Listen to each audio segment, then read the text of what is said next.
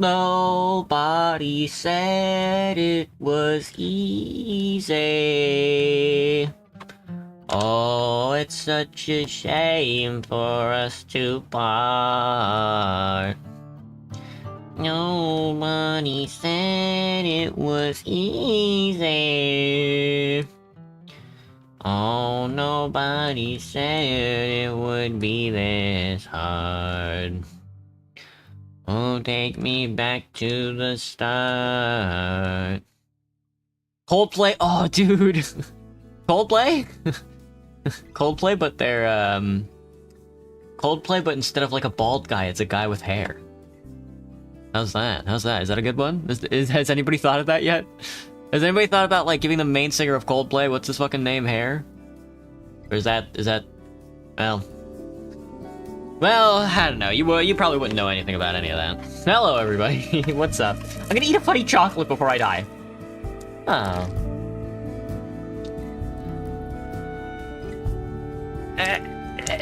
I got it. Yep. Hello. Sorry. Damn. Temperatures are gonna drop, it says. It says it's 44 outside today. They should kill that guy. What are we playing? Fucking Sussy Rain. It's time to sussy on my rain. Hey, Cosboy. How am I? Xbox off.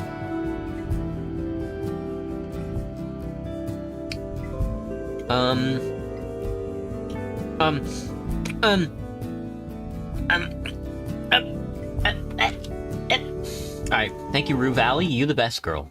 Always a good, honestly, the Rue Valley soundtrack isn't that bad. It's pretty good. Well, I don't think it's bad at all, actually. I think it's pretty good. Okay. So, hello, everybody. How are we doing today? If you didn't know, today is Sunday, which means it's Sussy Rain Day at the current moment. That's kind of what we're working on right now. We're making our way through a theocratic run of Sussy Rain in Rizia. The police are outside at the current moment. I have no idea what the fuck is going on, but they just keep hitting the alarm. They keep hitting the siren in a weird way. Something interesting must be going on, but... it's honestly none of my business. But I wish I could see this full map.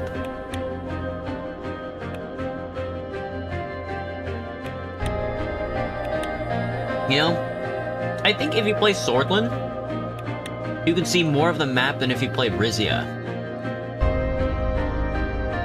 Which is really weird. No idea. They're there for me, must be looking for a communist.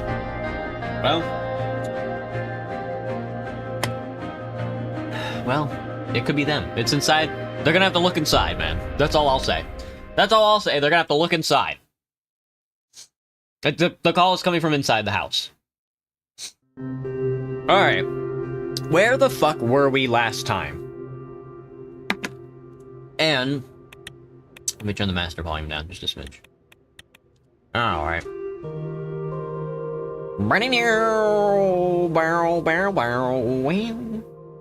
Where were we? I don't remember what turn we were on. Expanding the border, funding the Qualis mine, train 1 support 1 tank, Ramos Taurus University. Deny Rigo Taurus' request for more police, allow Galcondis pilgrims to pass, give Lucita permission to send an intelligence operative to Pales. I remember doing all that. Support for the crown wanes amongst the people. That's chill. Don't really care. What are you? Council meeting at Pale's gas dispute. React to protesters in Monki. Offer assurance to the welfare. Well, is this the welfare protests? This is the okay, so we are at the start of turn 4. Good to know. AKA me! It's me! I finally finished writing the draft for my write-off on Thursday.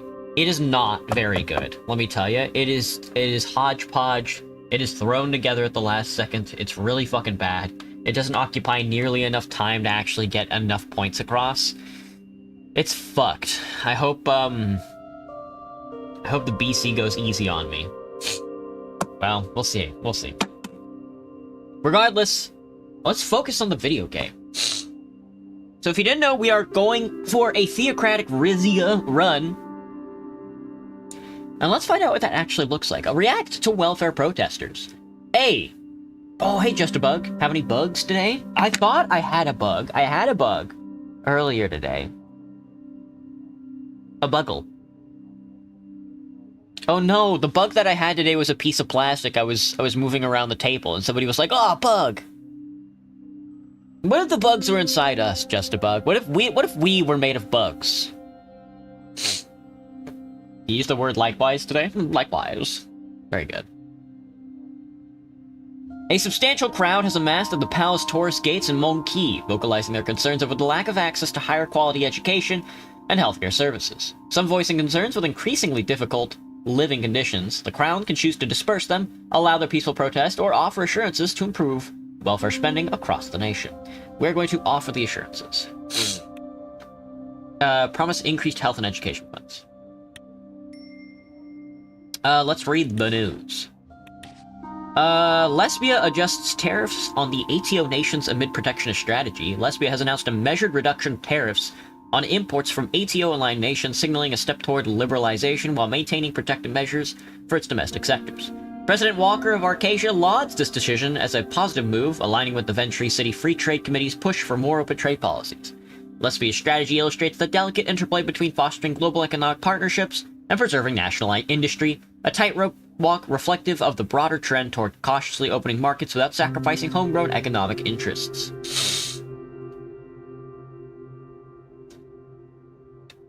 Blech. I threw up. I'm throwing up. I'm throwing up. Oh, I'm throwing up. I'm eating the throw up. I'm eating the throw up. Dwight Walker re-elected the second term with clear majority. Really? Ventry City. President Dwight Walker has secured re-election with 57% of the national vote, defeating reformist union leader Charles Devereaux in a contest marked by high turnout and growing international tension. The result represented a 12-point increase over Walker's 46 performance and affirms his position as a central figure in Arcasian politics. Indeed. 12 points is not a lot, though. Well, it's kind of a lot. Support for the new Democratic Concord remains strong across the country's industrial and commercial sectors, reflecting continued economic growth under the Walker Plan and steady organization within the ATO. Devereaux, who emerged as opposition leader during Walker's first term, advanced a more state-directed economic vision, but struggled to expand his appeal beyond traditional working-class strongholds.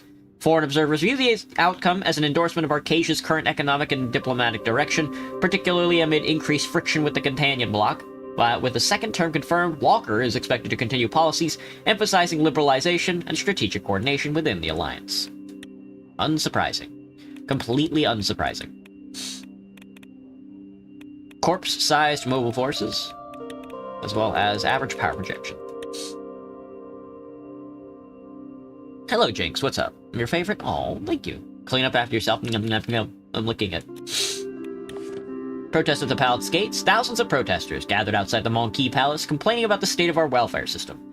After rousing speeches by local community leaders, the crowd slowly started to dissipate, with the protests over by the early of the evening. Well, at least everybody showed up. We can say that much. Let's take a look at the oil deposit discovered in Mav Nordis. Rizian Oil and Gas has confirmed the presence of a small but viable oil deposit near Mav Nordis, with potential for limited commercial extraction. Further assessments are underway to determine feasibility, infrastructure requirements, and economic viability. That's going to be interesting. We'll read the local press, and then we will move on to international press. Easy targets. Shoot them all. Thoughts on oil rigs, easy targets? Yeah! Honestly, not a bad analysis. As part of the mining surveys ordered by the Crown in the region, large coal deposits were discovered underneath Havas. Surveyors delivered the positive result at the palace yesterday as expectations of a new coal mine rise. Let's go global with it. Let's see. Pales and ECST have something for me. Pales to send ship to newly surveyed gas field. We received an urgent briefing that Pales has laid claim to the newly discovered gas field between the Rizian island of Calacbes and Pelesian Peninsula. A ship is currently being outfitted in Ramaz and is set to begin exploratory drilling in the next several days. And condemnation of Ravnos Island militarization by ATO. The CSP unequivocally condemns the recent militarization of Ravnos Island by the ATO. Spearheaded by Lesbia, the expansion of radar anti-air defenses and other military installations by ATO on Ravnos Island represents a provocative escalation in the region. This act not only violates the spirit of regional peace and stability, but also poses a direct threat to the security interests of CSP member nations. We urge the ATO and its allies to reconsider this aggressive posture and commit to diplomatic resolutions to preserve regional peace. Ravnos Island is not in the Marquian Sea. Ravnos Island, I don't think it's anywhere near Rika either.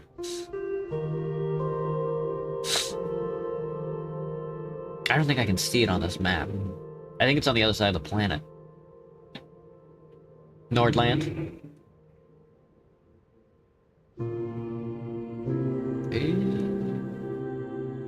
Oh, there's Ravnos. Oh, I see. It's in the Volgosian Sea.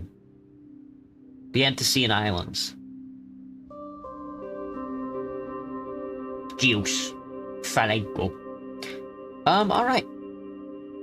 Do not send ships to protect the gas field. Council meeting on the Pale's gas dispute.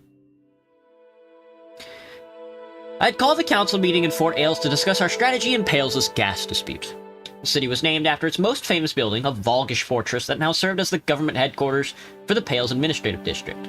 Titus escorted me down the hallway to a nondescript conference room where Lorento, Lucita, Elena, and Hugo were already waiting. My daughter had requested to stay home this time around, claiming she was feeling unwell. I took a seat across from Lucita. My fellow counselors were all poring over various documents. Hugo finally stood up. Good morning, Your Majesty. Should we fill you in on the situation so far? Yes, please. I'll take it from here. As you know, our joint team of researchers recently completed their assessment of the gas field between Pales and Rizia, tentatively nicknamed Arius. The Rizian surveyors determined that the field lay in both Rizian and Peletian territory. However, a few days after our team's return to port, we received the news that the Peletians had made a different decision. Duke Reinhardt is now under the impression that the entire gas field belongs to Pales. He's ordered that exploratory drilling begin immediately. Lucita had a worried look on her face. Grilled cheese, Obama, sandwich. Hello, Void. A Peletian drill ship departed the port of Ramaz at 0800. This morning, it is expected to reach the field by this time tomorrow. Your Majesty, I have advocated for caution regarding Pales in the past, but this strikes me as highly concerning. Peletians are out of line. I still can't believe the caution is called for. I want to know all the details before we decide on our reaction. I still believe that caution is called for.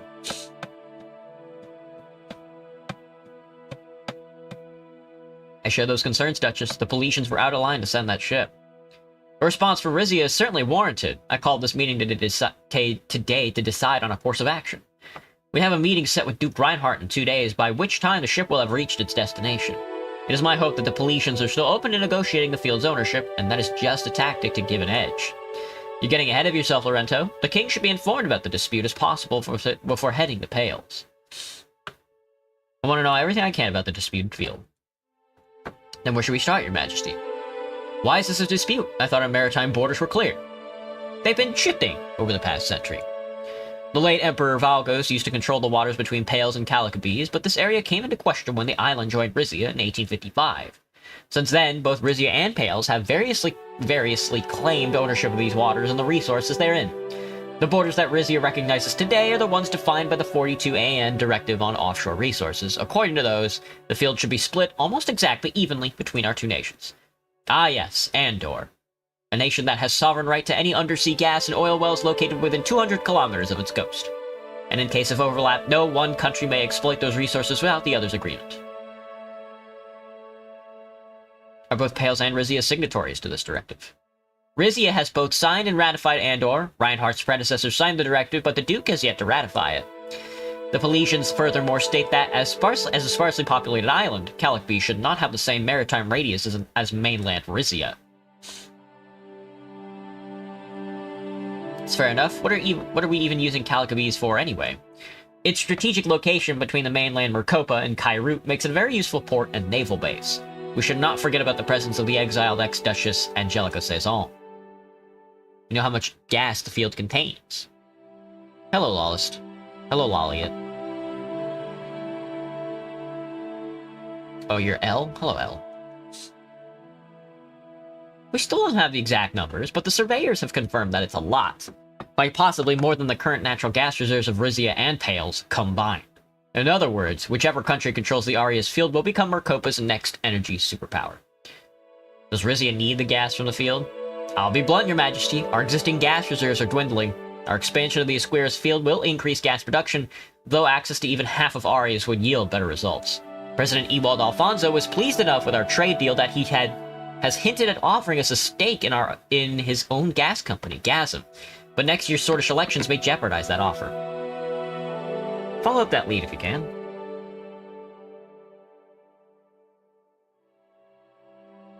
Yes, I'll keep you posted. Swordish or otherwise, we should really use the gas to bolster our overall energy reserves. And we can't forget about the contract we signed with Rumberg. We're exporting and making good on our energy obligations already. Well, that's enough information. I'm ready to discuss our response. Very well. Lucita raised a hand. Actually, I have some additional information that could influence our response. By all means, Duchess Azaro, get on. She took out a photograph. It showed a number of men in business suits boarding a large vessel. Our intelligence and Pales managed to get a visual on the boat before it departed. This man here is a representative from Less Power, the Lesbian Energy Corporation. Hugo stared at her coldly. I was not informed that we had active intelligence operating in Pales. His Majesty and I made the decision to establish it. You were involved with this, Your Majesty. I thought the Wayland investigation took full precedent. I believe the same, but she convinced me the Pale situation was worth keeping an eye on, and that turned out to be the case. It did, Your Majesty. I would humbly ask my fellow counselors to focus on the content of these findings, not the methods used to obtain them. Actually, I don't understand how this changes anything. We know Pales and Lesbia were in cahoots. I do find it worrying that Lesbia is so heavily involved in this expedition. What this evidence proves is that not Pales alone asserting its claim to the field. Lesbia, and by extension ATO, is after the gas and all the money and power that comes with it.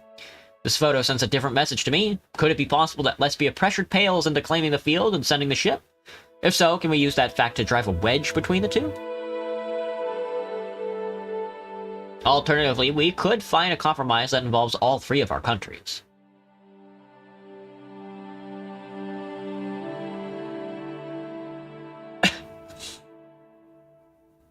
But then, what happens if Morella and their Volkslandian friends get involved? They won't be happy with an ATO member drilling so far south, and that could lead to the kind of consequences I was warning you about earlier, Majesty. Lorento had a pained expression on his face. I still don't think we should give up on the possibility of negotiation. You establish a rapport with Duke Reinhardt prior to your coronation. Perhaps there's a way to build on that.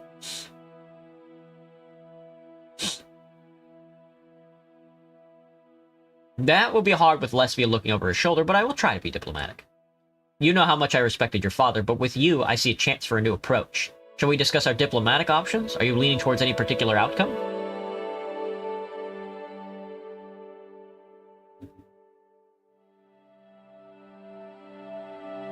What if I were to let Pales keep its entire... 50-50 with Pales? Keep the entire field.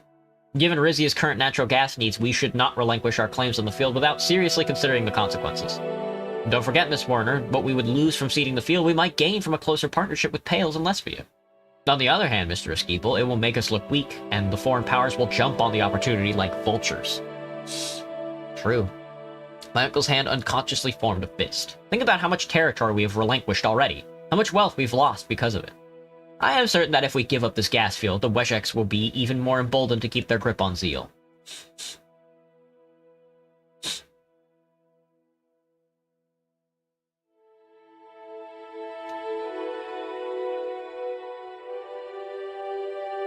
On the other hand, won't fighting for our rightful part of the field take up resources we should be using to get Zeal back? You do have a point there, Your Majesty. We would have to allocate our funding very carefully. I would welcome any other suggestions from my counselors. Hugo cleared his throat. If I may, Your Majesty. We have still not yet decided what to do about the Pelesian drill ship.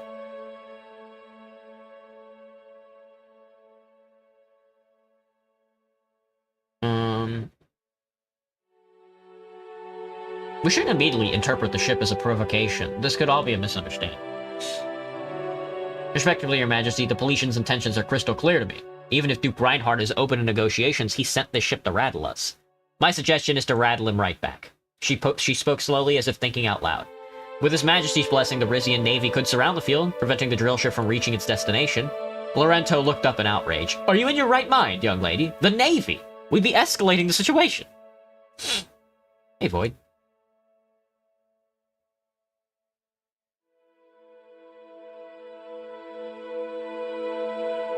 It's not an outlandish suggestion. We've already established that Pales is violating international law. We're on the verge of reconciling with Pales after all these years. This would shatter our chances. The Duchess is not talking about sinking the drilling ship, Mr. Esquivel. Lorento looked at her indignantly. A blockade could keep the field clear until His Majesty has had a chance to speak with Duke Reinhardt. If we do end up in arbitration talks, Pales, having established a presence in the Arias field, would give them an unwarranted edge.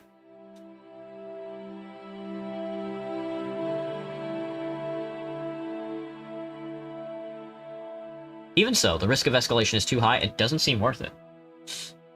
Precisely, Your Majesty. I too am very wary of miring ourselves in another conflict. Yes, sending the Navy would help assert Rizian sovereignty, but are we strong enough to defend ourselves should the Policians call our bluff? That is a concern, Your Grace. We have a capable Navy, but we won't be able to outgun Pales if it comes down to that. This is not a decision to take lightly. Do not order a blockade.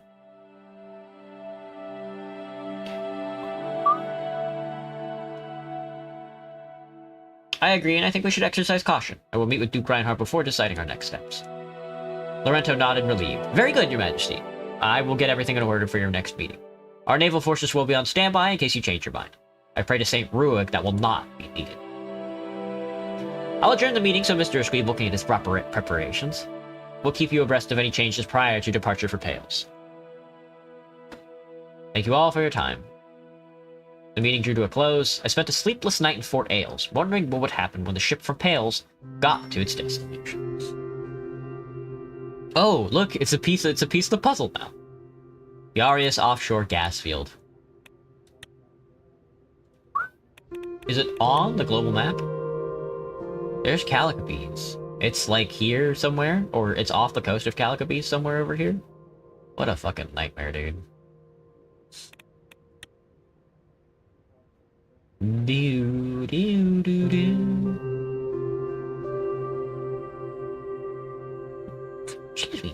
Excuse me.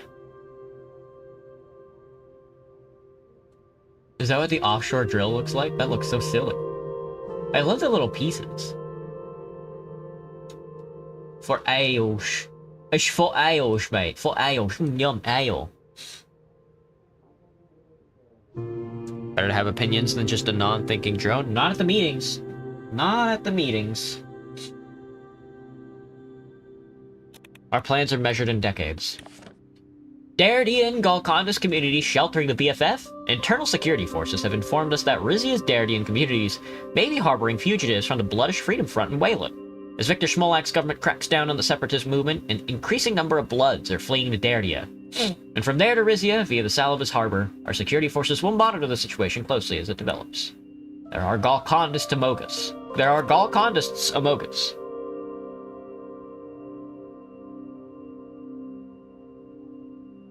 Support for the Crown wanes.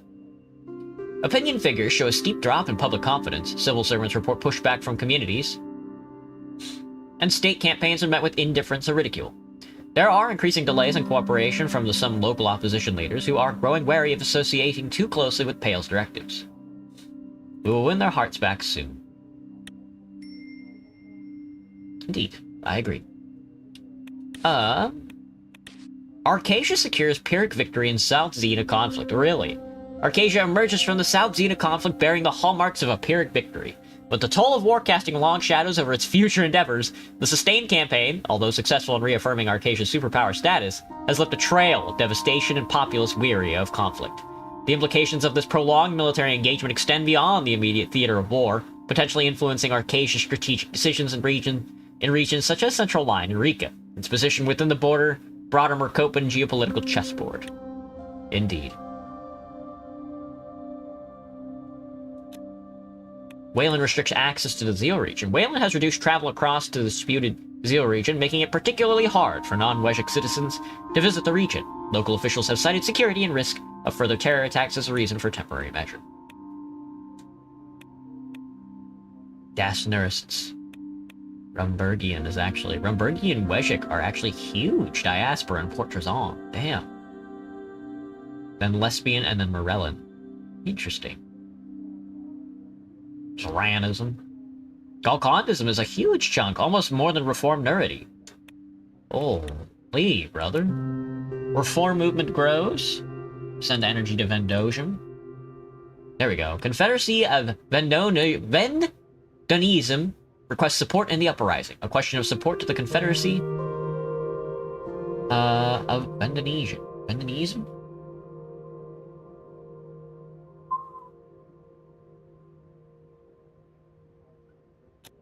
Meeting with Duke. Send energy to Vendonism. I don't think I have enough energy. Oh, I do. With instability in key states of the Confederacy, such as Sultanate of Ragarka, Holy Island of Penguvi, and the Duchy of Tamarin, the situation is rapidly deteriorating. Prince Consort Kabuin Sang Tam leads the effort to maintain monarchic control and suppress the uprising, but their resources are stretched thin.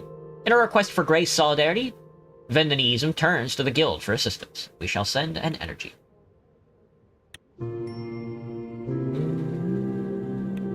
Monkey. Shipments of gas leave for Vendonism. Oh, later, L. The natural gas promised to Vendonism's Prince Consort Kabaun Sang Tam has left the harbor of Monkey, sealing the commitment of our kingdom to international solidarity in the face of great challenges against established fellow monarchies. I wish we had a monarchist international in our day. I mean, I guess that was World War I. Horrible living standards. Couldn't be me. Skill issue. Alright, we sent energy. Give rights of the Arias gas field to Axel in exchange by the entirety of the supply. Agree to all of Axel's demands to fully cut off Lesbia. Mention a marriage with your daughter.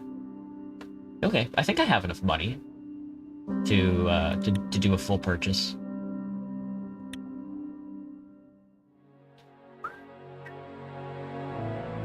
It was my first visit to Pale since becoming king of Rizia. Titus and I stood side by side, peering out the window of the castle of Castle Reinhardt. The Grand Duchy's royal residence was built on the foundations of an ancient palico, one of the stone fortifications that gave Pales its name. Palais. It's pronounced Palais, not Pales. After his coronation, Duke Axel Reinhardt had hired an up-and-coming local architect to expand the old building into a swooping, bulging wood and glass structure that seemed almost alive. The reception room had been moved to the top floor and boasted enormous curved windows with a view of the Palais skyline. Its roaring angular skyscrapers were unlike anything built in Rizia. So this is the Pearl of the Antecedent. Hard to believe all this sprung up in the last few decades alone. Truly a feat, sir. Titus glanced around us. We had been making little headway with the Suomia investigation, by the way. Your cousin's associates have been less than cooperative. Even if they're innocent in the Wayland bombing, I suspect they still have something to hide. Keep up the good work. I'll pass that on. A panel in the wall slid open and a secretary clad in a pastel mini-dress emerged. She motioned for me to enter. Into the breach. Sit tight, this ought to be quick. Will do, sir. The secretary announced my entrance. I stepped into the room and was greeted by Duke Reinhardt. The Pelesian ruler hadn't aged a day since we last met. He was square-jawed, with looks out of an adventure serial. Damn, the sentence was tough for me. I recalled that the tabloids had nicknamed him Duke Dashing. He maintained eye contact as he bowed to me. Your Majesty, we meet again.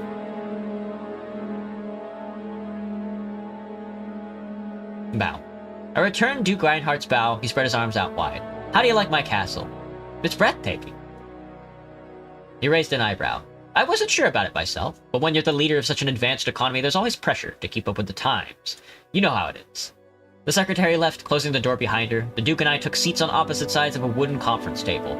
His posture was casual, even as he regarded me with intensity. I'll be honest with you, Your Majesty. I never expected my brother to abdicate. I was perfectly happy, living a life of leisure, coasting off the family fortunes, enjoying the odd celebrity rendezvous. Which celebrities? If I listed them all, we'd never have time for this talk. He looked me in the eye. I know that our expedition may have seemed like an act of aggression, but all we are doing is claiming what is rightfully ours.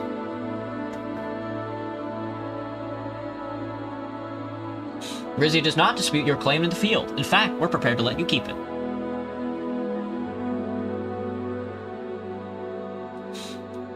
You are? He raised an eyebrow in suspicion. Let me guess, you want something in return.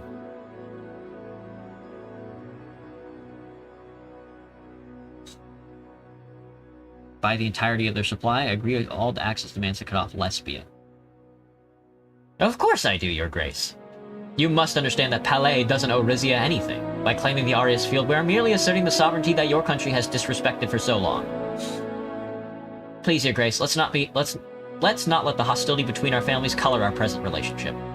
He sighed. You know, Your Majesty, we Reinhardts have ruled Palais for as long as your family has ruled Rizia. Yes, Palais was part of the Valgos Empire, but we developed our own laws and customs, even our own language. When the Empire fell apart, what were we supposed to do? Simply give up everything we'd built? Regime's end. It was your time.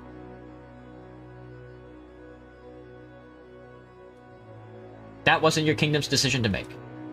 I heard what it was like back then. Rizia and Morella picked at us like vultures. Goddamn Vogsland trying to provoke a revolution from the sidelines. Lesbia was the only nation willing to support our independence.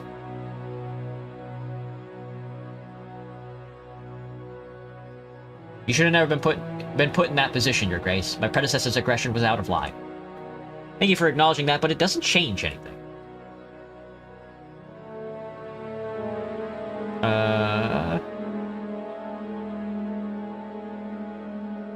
I understand why Palais accepted Lesbia's aid, but now that Morella is in league with Vogsland, you could get caught between superpowers. He leaned forward and lowered his voice. I know that. I'm not a fool. But in the meantime, Lesbia needs our gas, and they're promising us a sum that we can hardly refuse. Unless... I'm listening. He spoke his next words very deliberately. I could envision a future where Palais severs its ties with Lesbia in favor of a partnership with Rizia. But as my late cousin Ivar learned the hard way on holiday in the Maltese Islands, one doesn't jump out of a plane without a parachute. Do you understand what I'm saying, Your Majesty? I do. How big of a parachute are we talking about? He blinked in surprise. I didn't think you'd come to the table so quickly, but great. It was always my family's policy not to discuss mummy out loud, so... Duke Reinhardt grabbed the nearest piece of paper and scribbled a number on it. This would buy you the full exploration rights to the Arius field, as we are preparing to grant Lesbia. Cede the field to us and pay what you're asking, and Rizia will have the energy it could ever ask for. I took a look at the numbers he'd written down. An upfront fee, an annual extraction rights payment, and in exchange, a stable annual energy supply from the gas field. It was an extremely large sum, but our treasury could afford it. Seems reasonable. You have a deal, Duke Reinhardt. -8 budget now, 2 budget per turn now, -4 budget per turn in the future, and +8 energy in the future.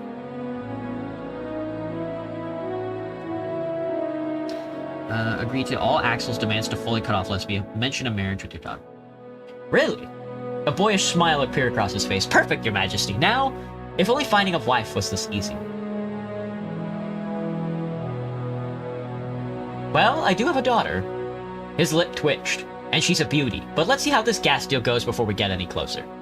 The Duke reached beneath the table and pressed an intercom button. Hilda, be a doll and help show His Majesty the way out of the building. Wouldn't want him getting lost. He sat back in his chair and scrutinized me closely. My brother always told me never to reason with a Rizian. But what can I say? I'm an optimist. You're not your brother, and I'm not my father. We can break this cycle. Duke Reinhardt's secretary opened the door. He stood up and gestured for me to do the same. Until next time, King Ramus. Oh, what a big-ass purchase, dude. Dude, hitting that button where you just, like, tank your stats, but, like, purchasing the entire field outright is fucking... It's so satisfying, but so fucked up. I rejoined Titus in the reception room. We followed Hilda through the winding corridor to the front door. We stepped outside into the waning sunlight. He waited until we were out of the building's shadow to speak. How did it go, Your Majesty? One step closer to Pelesian Rizian reunification, Titus. Titus nodded wordlessly. We got into the car and began a long trip back to Port Brazon. Oh, that didn't even make a fucking dent in my budget. Wow. Look at us. Trade deal with Pale. Palais. I keep calling it Pales. It's Palais. The Pale Stream. Rizia Palais to begin drafting gas field rights transfer agreement. Following our discussion with Duke Axel Reinhardt, the economic ministries of the Kingdom of Rizia and the Grand Duchy of Palais are to begin drafting an agreement regarding the Arias gas field. Palais will retain ownership of the field, while Rizia will have exclusive exploration rights. The King and the Grand Duke will have the opportunity to review their agreement in the coming months. Shoot me in the balls, dude. Shoot me in the balls. Alright. Mention a marriage with your daughter. Very funny. Very funny. Very funny. Attend the House of Delegates session and enact workers' rights for everybody.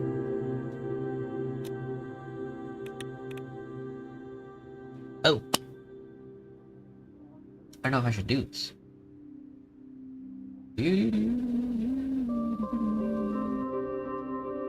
The reform movement, spearheaded by Rizian People's Party, is beginning to gain momentum across the nation. Reformist organizations and RPP party members are growing in size, with tens of thousands of citizens turning out in major cities to demand the right to elect their political leaders and participate in shaping Rizian policy.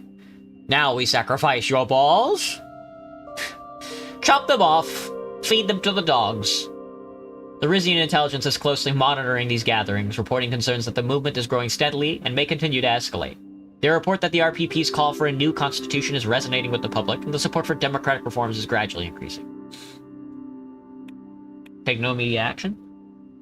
I'm going to take no immediate action. Well, I'm going to increase surveillance on the reformist movement, actually. I don't think it could hurt. CSB deploys medium-range missiles in the Sonsamia base. Sonsamia. The strategic calculus of East Riga is undergoing a significant transformation as the CSP installs medium-range missiles at its Sonsamia base, amid whispers of potential nuclear capabilities.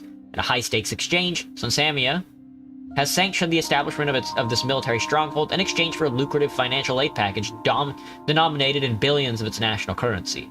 This assertive military move by the CSP has stirred the pot of regional geopolitics, inciting concerns among the neighboring nations and international observers about the burgeoning arms race and its implications for the delicate peace in the region. I agree. I agree. Call with Prime Minister Alvarez. Oh, excuse me. Attend the House Delegate session. Rizian People's Party leader Manas Sezon has invited the king to attend a session of the House of Delegates. He's slated to propose what he calls a landmark proposal regarding the rights of workers. Attend the session and enact workers' rights for all. I like where this is going. Call with Prime Minister Alvarez.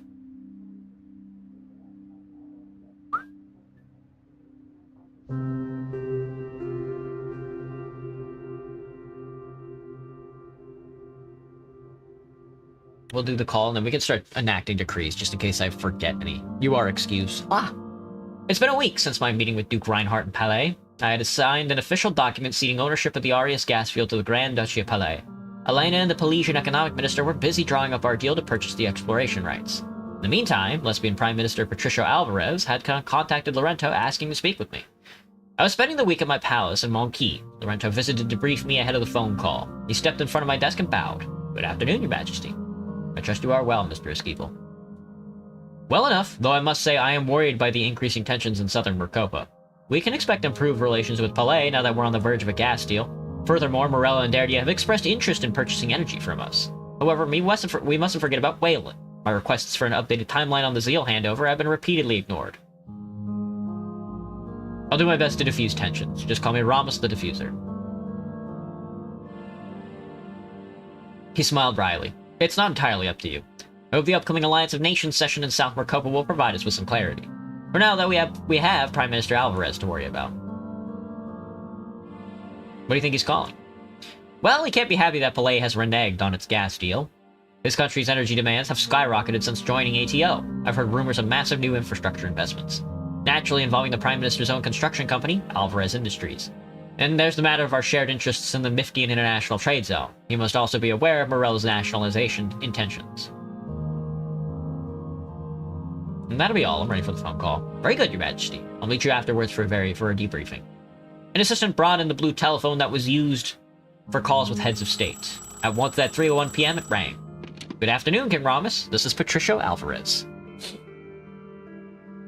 How are you, Mr. Alvarez? I'll be honest with you, Your Majesty, it was a lot better a week ago. I heard him swallow on the other end of the line. Our deal with Reinhardt was a year in the making, and 1 hour with you is enough to make the Duke of Palais have a sudden change of heart. What happened, Your Majesty?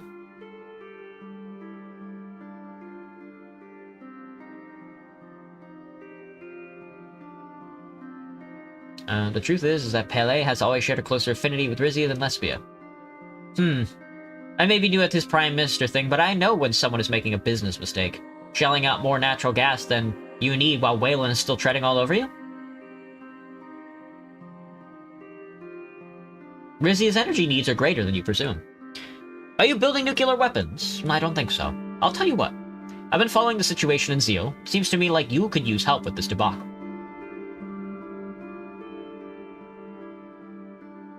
Not that it's your business, but yes, I am growing concerned about the timely return of the region. As you should be. He's a slippery man, Schmolak. You won't get your territory back unless you tighten your grip on him. How do you propose we do that? Of course, Lesbia can't interfere directly, but we can provide assistance from the sidelines. By speaking up on your behalf at the upcoming AN session, for example. Having Lesbia on our side would hurt our chances with Waylon, not help them. We're not close to the idea, but I want to know more about what you have in mind. Let me help you with a brilliant and mutually beneficial idea. Cancel on Palais, allow Lesbia to go through with our planned purchase, and we'll sell you 25% of the gas rights.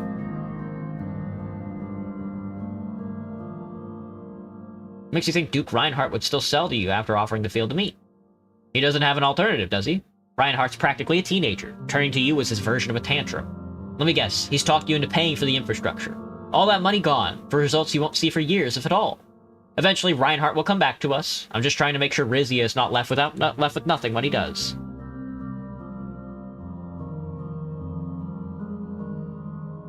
We'd get less gas from the field, but the pipeline would be free.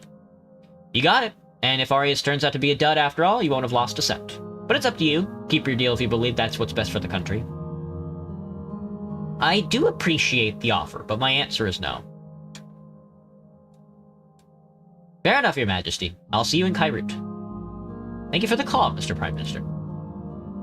Line dropped. I sat in my office as daylight faded, wondering if I'd made the right decision. Well, yeah, man. We're not gonna make that deal.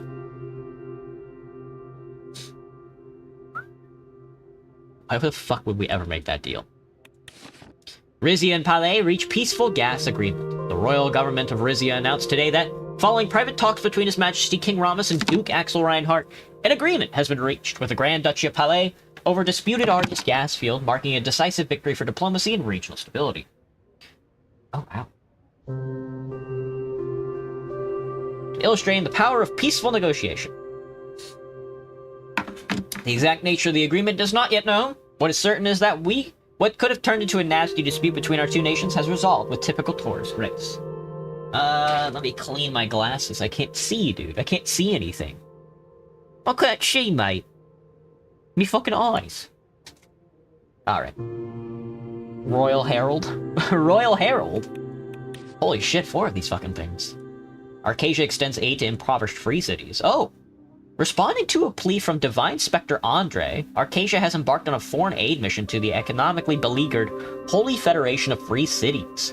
Earmarking, I don't think I've ever read on the Holy Federation of Free Cities. Formerly recognized as the Holy Federation of Free Cities of the Faz and the Nufaz, constitutes a federation of theocratic city-states. Its governmental operations are directed from Jithias by the Divan, an elected council composed of Dasnurist religious leaders. The country doesn't possess a singular head of state. Instead, it is typically represented by a divine speaker, chosen by the divine. The present divine speaker is Andre, and Jithias is the capital city, Jatlas. Although the Dasnurist Sanctuary's authority in Jatlas has its roots in early Nurity, it was only in 1921 through the Ware City Treaty that the Free Cities emerged as an independent state. This evolution can also be traced back to the Holy League, which governed the region of present-day Sault-Mémoire between the 17th and 19th centuries. The chaotic aftermath of the 19th century Meridian Wars, which fragmented the Republic of Meridia into warring factions, the coastal region of Faz proclaimed its independence assisted by the Holy League. Faz emerged victorious from a brutal independence war. However, the Holy League disbanded due to religious discord within 2 years. This dissolution led to the Dasnurist Brotherhood gaining supremacy and unifying the numerous small states that had declared independence in Faz and along the Nefaz Grand Canyon under a single government. The Free Cities are governed by a unique theocratic system. Each city-state is managed by an elected council of local religious leaders who enjoy significant autonomy, even though the country operates as a Dastaner's theocracy. It's home to millions of individuals adhering to various faiths and implements an open border policy. The Free Cities and Arcasia share close ties since the inception of the former, with Arcasia considered its closest ally. However, the Free Cities' primary adversary is the Nourish Republic of Dardia.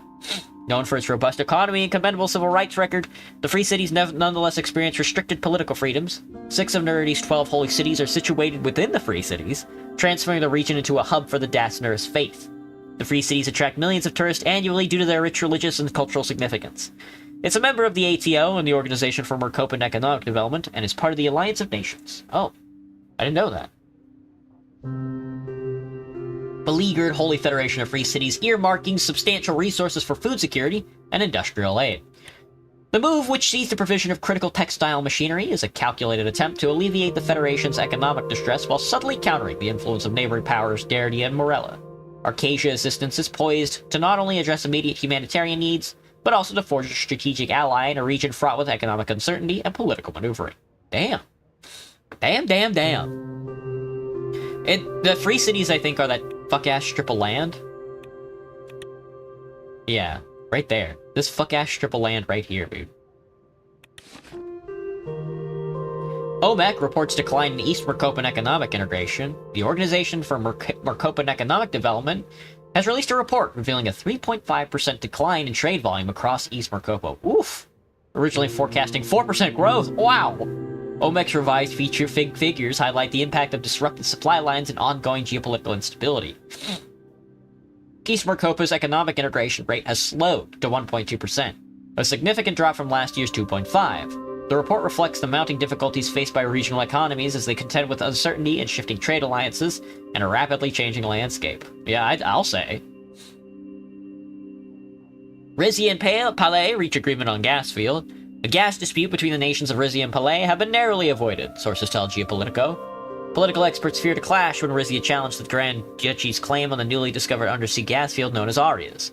However, during a private meeting between Rizia's monarch King Ramos Torres and Pelesian leader Duke Axel Reinhardt, the leaders were apparently able to reach a deal without the need for third-party arbitration. There has obviously been no love lost between the Kingdom of Rizia and the Grand Duchy of Palais, since the former's failed campaign to retake the latter by military force 30 years ago. The gas field negotiations may signify a new, more peaceful directions for the two neighbors. How was my weekend? I was working, but it was a little stressful because I've been writing my draft for my coverage, my leadoff on the 1934 Minneapolis Teamsters general strike, or Teamster strike. I'm going to be giving a speech on it on Thursday. So I finally wrote the draft out. I shot it to one of my comrades to take a look over to see if it's like okay. And we'll see when they get back to me. All eyes on South Mercopa at upcoming AN session. The Alliance of Nations will dedicate a full day to South Mercopa and its upcoming session, signaling the region's growing importance on the global stage. With its vast resources, gold, oil, and gas, South Mercopa has attracted significant geopolitical and economic interest. Another speech is scary. I mean, it's taking me a while, but I'm slowly getting more and more used to actually speaking in front of people. You know, I'm still not used to it a lot. I feel very fortunate that I've found myself in a situation in my current life where I am talking so much. I'm talking on stream, which is helping me speak clearly, you know? I'm currently organizing a little workers organization at work, which is helping me like learn to facilitate and talk to workers like that. And then I'm part of like a political party, which is helping me focus on like theoretical and like oratory skills. So I'm like primed in a position right now in my life to become an orator. It's fucking with me. Pretty crazily. I mean, I wanted to become a public speaker when I was younger, because the job just seemed really easy. You get up there and you talk about a topic for like an hour and a half, and then you don't have to do a speech for the rest of the year. You know, you don't have to do anything else. But, you know, public speaking is probably one of the toughest things a human being can do.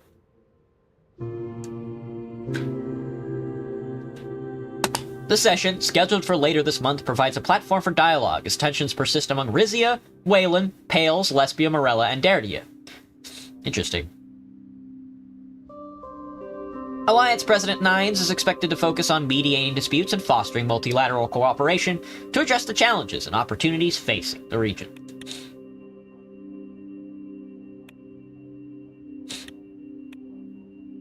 Visiting the House of Delegates. An evening conversation with Queen Mother Estelle. Attend the House of Delegates session and enact workers' rights for all. I walked down the palm tree-lined path that connected Palais Resna to the nearby House of Delegates.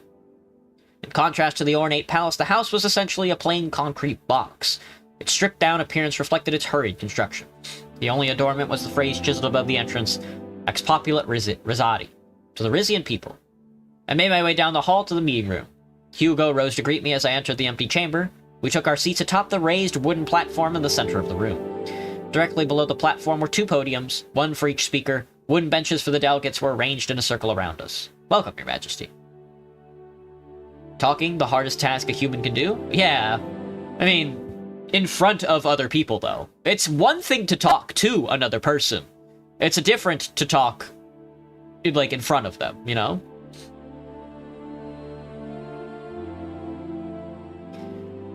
Welcome, Your Majesty. Good morning, Your Grace. The delegates will be on their best behavior with you here today. The Suzerain boy might even keep his speeches to under an hour.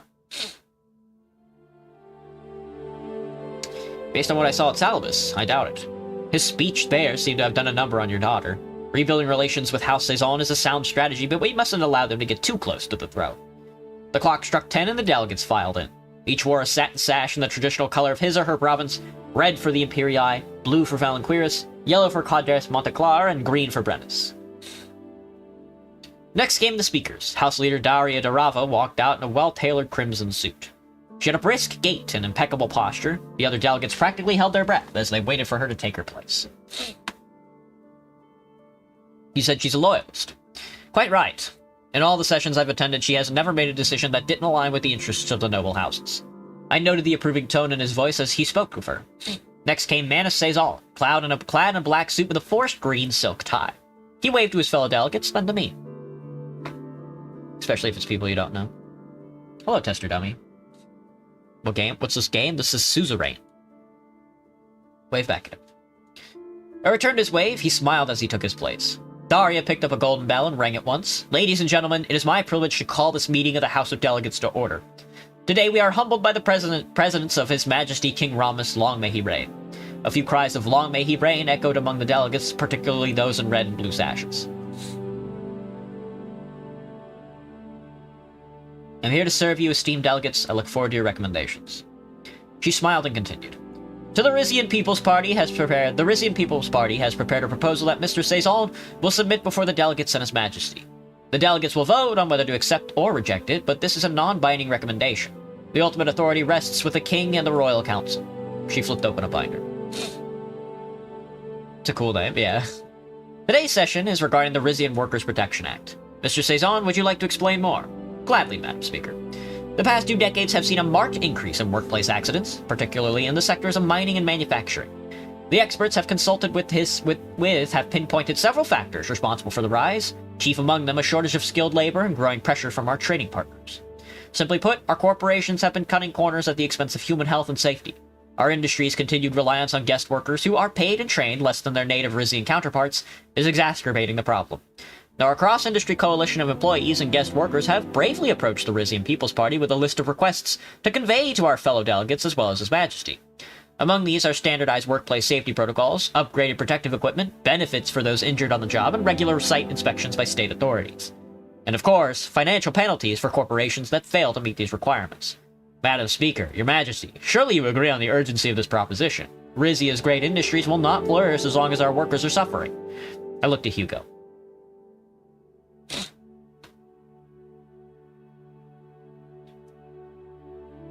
So Rusty was right. The RPP took up the workers' cause. You're under no obligation to Mr. Montaro, but I would consider the cost of this proposal before saying yes to it. I suddenly realized the hall had gone quiet. Shall I continue?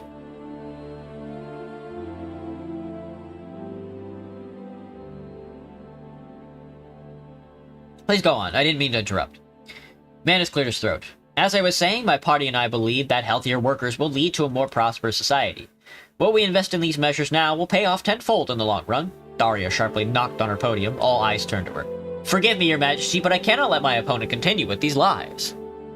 Manus reluctantly took a step back. Of course, my party believes that worker safety is paramount, but the regulations that have been suggested today amount to overkill. The business owners in my circles, most of whose companies span generations, cannot simply transform their practices at the whim of the government. Furthermore, they already see employee safety as their responsibility. Shifting that responsibility to the government will do nothing to protect those at risk. It will, however, stifle our economic growth and decrease our viability in the global arena. If our businesses are to remain competitive, it is wiser to incentivize good safety practices than to punish their absence.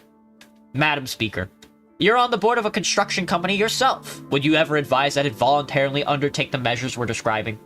Daria brushed off the comment. My point stands. We should not be spending our wealth from the Aria's gas field acquisition before we have even earned it. Our forces should be on to bolstering our businesses, not meddling in the affairs of our corporations. From near the front came the sound of a single person applauding. I looked towards the source. Rusty was standing in the back of the gallery, dressed in his usual plaid. He nodded at me as he kept clapping. Behind him, leaning against the wall, were two of the Arcasian guards I'd seen him brown as. I turned towards Hugo again. This is going to be a problem. I can't say I'm happy to see Mr. Montaro in these halls, but I presume he is on the side of the RNC. The most he'll do is further expound on the impracticalities of Mr. Suzerain's proposal. Hello, honey love. Rusty had stopped clapping now. He was scrutinizing me closely, a gleam in his eyes. How nice of you to join us, Mr. Montaro. Do you have any words on the topic of hand? Call me Rusty, Madam Speaker, and as a matter of fact, I do. Rusty ambled down the aisle of the chamber. He came to a stop between the two speaker podiums. Now, I won't take up too much of your time. The Baroness of Qualo summed up things pretty well.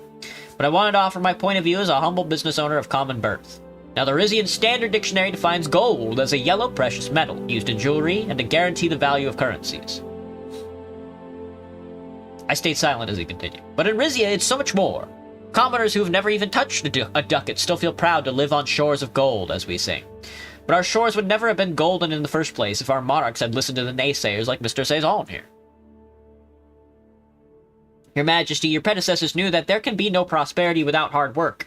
Our grit and determination today fills the nation's coffers tomorrow. But where does that grit go when the government's got our hands tied? How can we function as a company when you folks don't trust us to take care of our own people? If I may ask, sir, how exactly would our proposal tie your hands? What's so difficult about regulating safety in gold mines? Don't play dumb, kid. You know each mine site in Rizia is unique as a birthmark on our Archpriest of Dare's behind. Have I heard of it? I have not, honey love.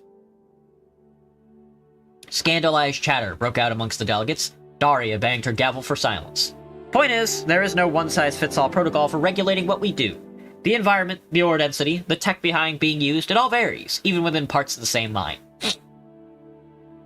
We're doing our best to keep our workers safe on the job, but we also want them to go home with healthy paychecks. Your Majesty, esteemed delegates, if we're forced to develop specialized protocols for every single nook and cranny of our business, we'll end up millions in the hole. Who even knows if anyone will be safer for it? That does seem much more complicated than Mr. Suzerain made it out to be. Yes, well, he's a noble. Sooner or later, he's got to butt heads with the way the world really works. The views of the nobility are hardly germane to this discussion. A quiet look of annoyance flashed across Daria's face. Mr. Montaro, I assume you are here as a representative of RRG as well as Rizia's business community as a whole. Is it safe to say that your fellow executives share your opinion on the RPP's proposal? Rusty grinned toothily. Oh, it's very safe to say that. Although it does strike me that your opponent's proposal could be implemented in, say, the construction industry without too much difficulty. Daria's grip on her podium tightened. Rusty stroked his chin thoughtfully. Come to think of it, I won't presume to speak up for the people in Madam Speaker's high and mighty circles. I'm the only one who cared enough to show up today, right? So here's another thought. You regulate Rizian industry however you want, but maybe, just maybe, you think about making an exception for old Rusty? Manus drew a hand across his brow. Our proposal is to stand does not allow for exceptions. The king may alter it as he sees fit, but the RPP refuses to do so.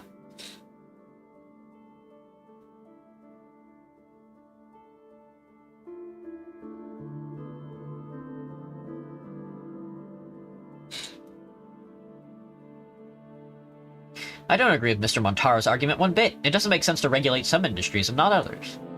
Daria nodded energetically. No, it does not. Rizia's other major corporations, run by families with much longer and illustrious histories than that of Mr. Montaro here, should not be punished simply because they do not happen to produce gold.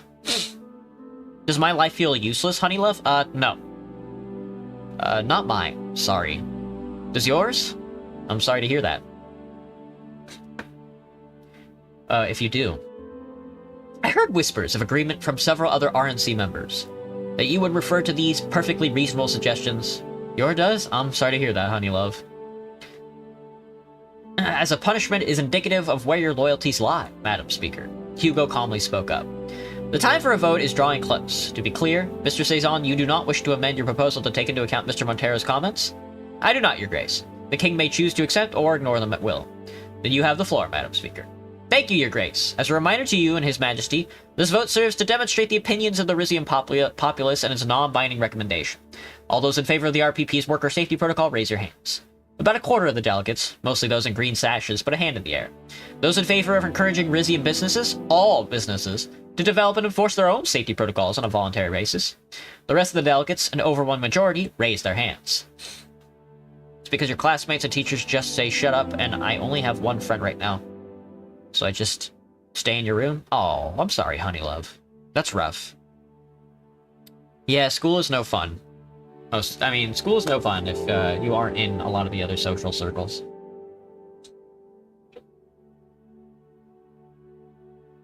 The delegates have an official recommendation. Rather than introduce sweeping and expensive labor reforms, Rizia should entrust the matter of safety to its business owners. Hugo nodded. Thank you, Madam Speaker. The final decision is now in the hands of His Majesty King Ramos. Will you accept or overrule the delegate's recommendation? I'd like to confer with my Grand Vizier. Of course. We turned away from the delegates and spoke in low voices.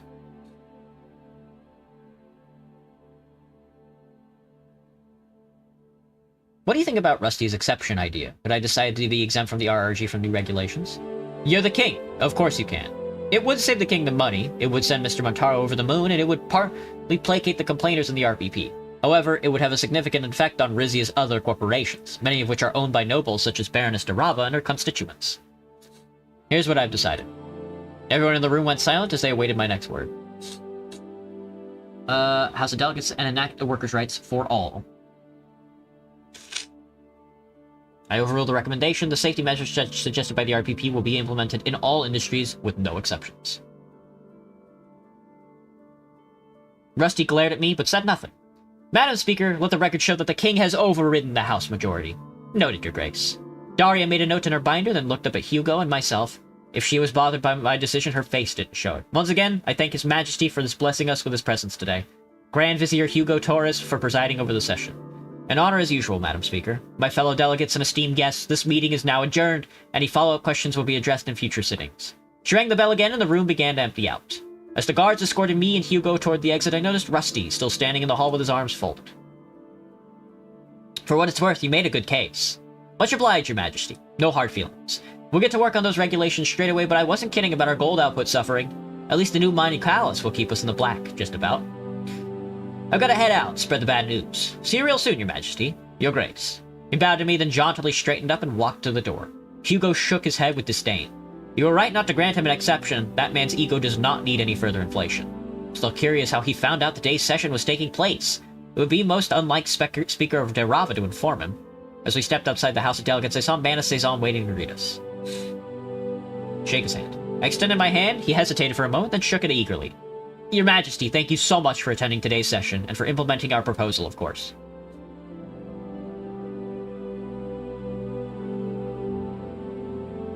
I'm happy to have gotten a look into the inner workings of the House of Delegates. It was very enlightening indeed.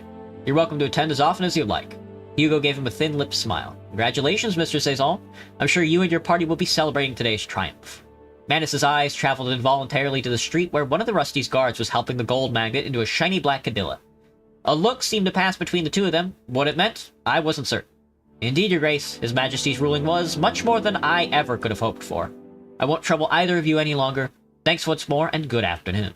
He bowed to each of us and turned before hurrying back into the building. Ooh.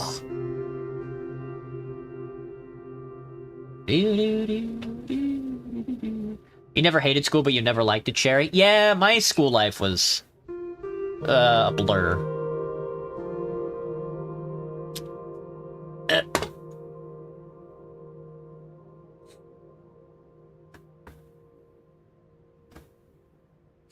Alright, do not cooperate with Wayland in the investigation. King signs decree put forward by RPP. In a historic move, the king has signed a decree proposed by the Rizian People's Party that affirms the kingdom's commitment to safeguarding workers' rights across all sectors of the economy. The decree enforces fair compensation, reasonable working hours, safe working conditions for all, with considerable penalties for companies violating these new laws. By cooperating with the RPP, the government has ensured widespread support for the new measures. It shows the king's commitment to a well-treated worker, something that is surely to be commended. The Workers' Protection Act. Mining operation in Argno temporarily suspended. Operations at RRG mine near the city of Argno have been temporarily suspended, put on hold as supervisors bring the facilities up to the new safety standards ordered by the king. The overhaul will take several months, after which the mine will reopen, with what is expected to be slightly diminished production output. Oh, wah. Evening conversation with the Queen Mother Estelle. Your mom, Elle, your mom.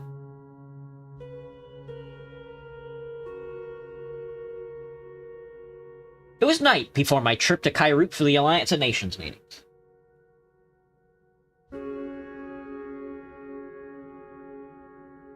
I had just finished some last-minute preparations in my study. I carefully made my way back towards the palace's residential wing. It was later than I realized. The halls were dead silent, illuminated only by weak shafts of moonlight through the windows. Grand Wiseman Ignatius' quarters were on the ground floor. I saw light coming from the keyhole. I proceeded towards the end of the hall.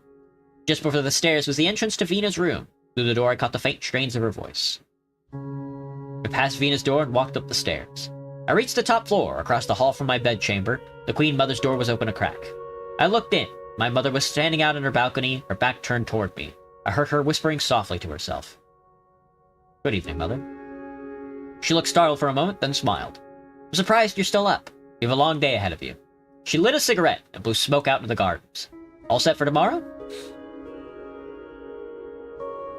Sure, can I ask you something about Vina? Did Father tell you anything about these AN sessions? You know, he was no diplomat. In fact, I'm not sure he even attended after the Zeal agreement. Poor Mr. O'Skeeble went alone in his stead.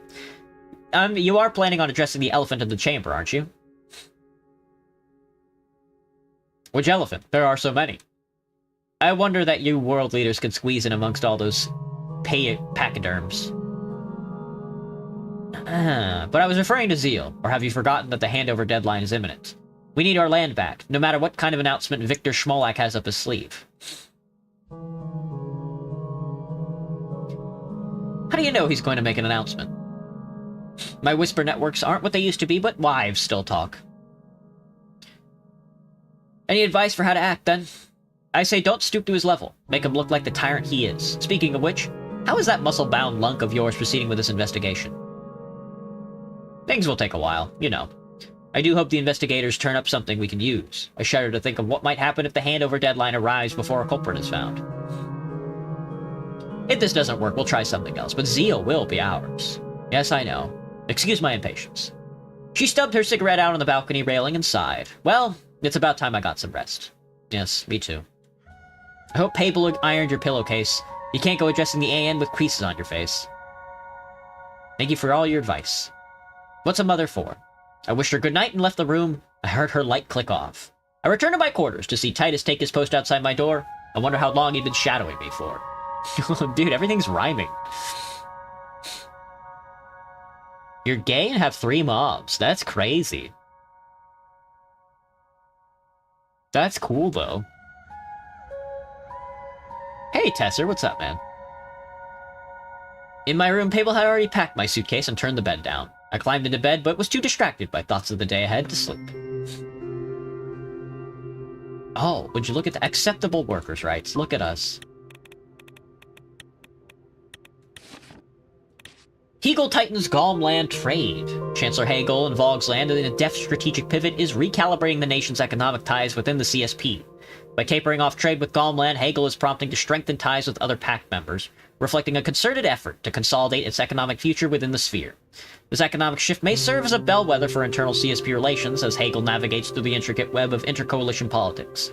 The realignment speaks volumes about the underlying ideological tensions in the game of economic diplomacy being played out in the Eastern Bloc, potentially signaling a new contentious chapter in the Pact. Interesting.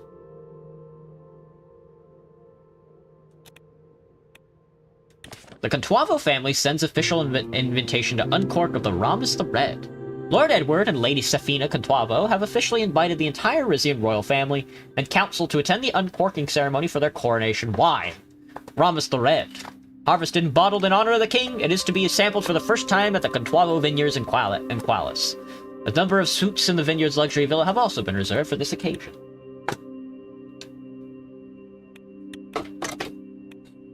A request for cooperation with Wayland. Wayland's intelligence forces have asked for full cooperation in their investigation with the Zeal bombing. This means that Rizian security will be obliged to share any information they found and vice versa. We do not want to cooperate with the Wayland investigation.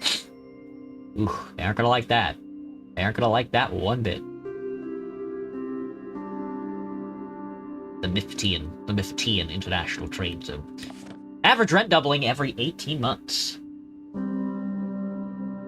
The average rent per square meter in Rizian capital is skyrocketing rapidly, with experts estimating a doubling every 18 months with no sign of slowing down. Not only are prices on the rise, a severe lack of housing stock due to deadly combination of city's growing population with market speculation has resulted in its average search time for new apartments approaching almost 8 months. Rough.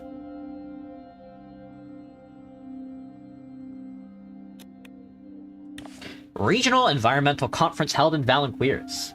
Recently hosted a prestigious regional environmental conference organized by Duke Hubertus Taurus.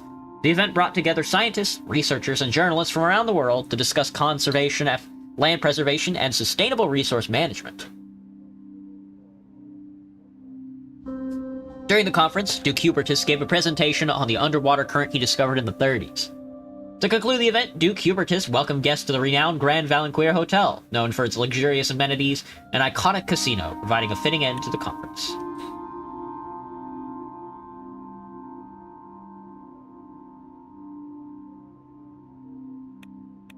The Republic of Wayland denounces refusal to cooperate. Wejik authorities have called our country's refusal to cooperate with them on the Zeal bombing investigation a hostile move, signaling a lack of trust and respect for our people. They continued by promising that Wejik investigation shall be successful in finding the culprits even without Rizia's help. Oh, really? Oh, really now?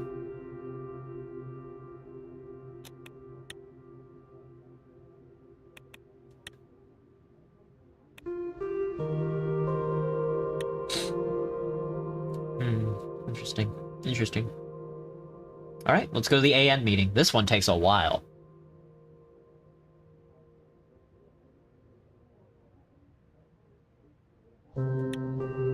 Dude. It was a rainy day in Kairut, one of only a handful the island experienced per year. The sound of the falling drops on the AN dome made for an unexpectedly soothing backdrop to what I could tell was going to be a tense session. We had to be very pro-Wayland and very pro-Morella in the AN speech. I sat with Lorento and the rest of the Rizian delegation in the half-full assembly hall. Today's session was to focus on South Mercoba only. Looking around the room, I could see the representatives and leaders from Wayland, Morella, Berdia, and Lesbia. Duke Axel Reinhardt entered late, accompanied by a few of his ministers. He took a seat as far from the Lesbian delegation as possible.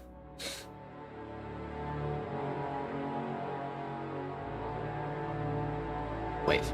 I waved to Duke Reinhardt. He nodded tersely in acknowledgement. He seems nervous. Alvarez's presence here is rattling him, I think. Are you well, Your Majesty? Your father always had a case of the nerves before the session.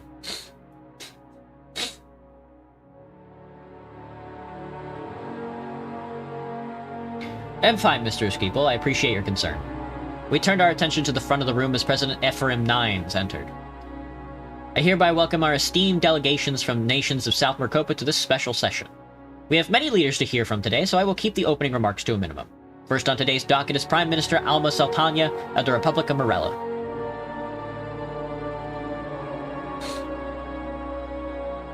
Prime Minister Alma Saltanya strode up to the podium. She had to lower the microphone to reach it. Big trouble in a small package. Let's hear what she has to say before passing judgment. The Morellan leader greeted the assembly. Her voice had a melodic lit to it that I associated with Kinal.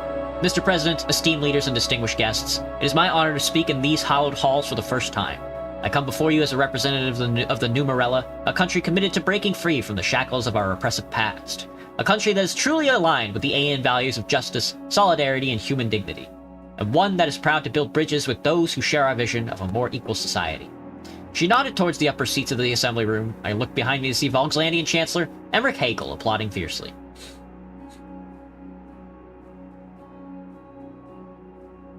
I knew today would be exciting, but this is another level. Chancellor Hegel isn't on today's program, but I wouldn't rule out his impromptu speech.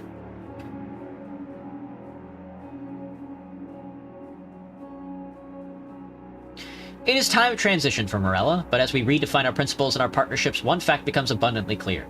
We can no longer abide the senseless exploitation of our land, people, and resources. Hegel put this into her head, I'm sure of it. Behind every strong woman is a crazed Volkslandian socialist. For too long, our so-called partners in the Miftian International Trade Zone have dug the ground from under us. We've allowed them to ravage our soil and abuse our workers while reaping more than their fair share of the profits. They send security forces to guard their gold, yet leave the rest of Morella to the mercy of Dardian terrorists. Meanwhile, countries such as Rizia are willing to regulate their mining industries at home, but turn a blind eye to the exploitation abroad.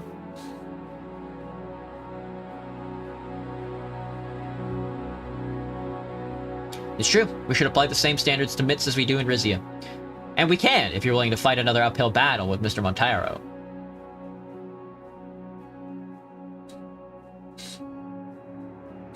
Morella calls on the Alliance of Nations to recognize our human rights struggle, to accept that if the Miftian ITZ is to continue, any wealth it generates must be reinvested in the Morellan people.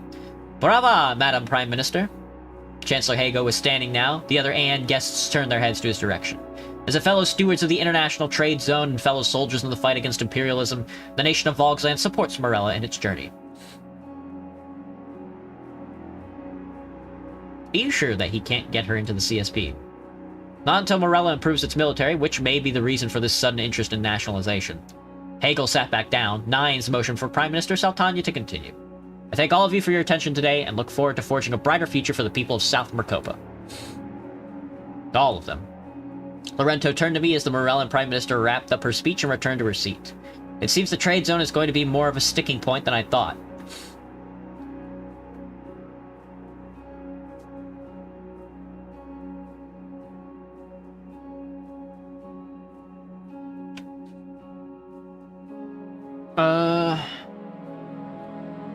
Nothing's gonna be decided today anyway. It's all just talk. I'm also curious what Dardia thinks of her terrorist remark, but we won't have to wait long to find out. Supreme Wiseman Jorga Asmal stepped on the stage dressed in a ceremonial robe with a silver trim.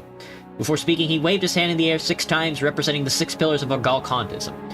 I'm surprised he flew out here. Dardia's Supreme Wiseman normally refrains from speaking in public.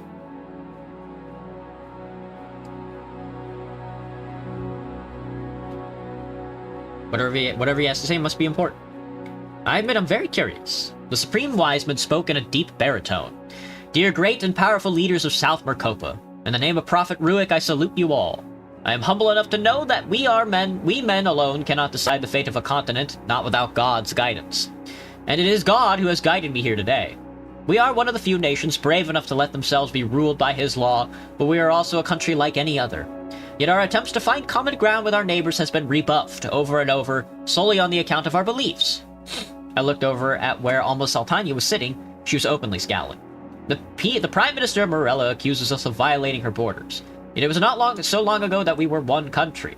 Because of arbitrary lines that have been drawn, my people can no longer visit the graves of their ancestors or the shrines where they once worshipped.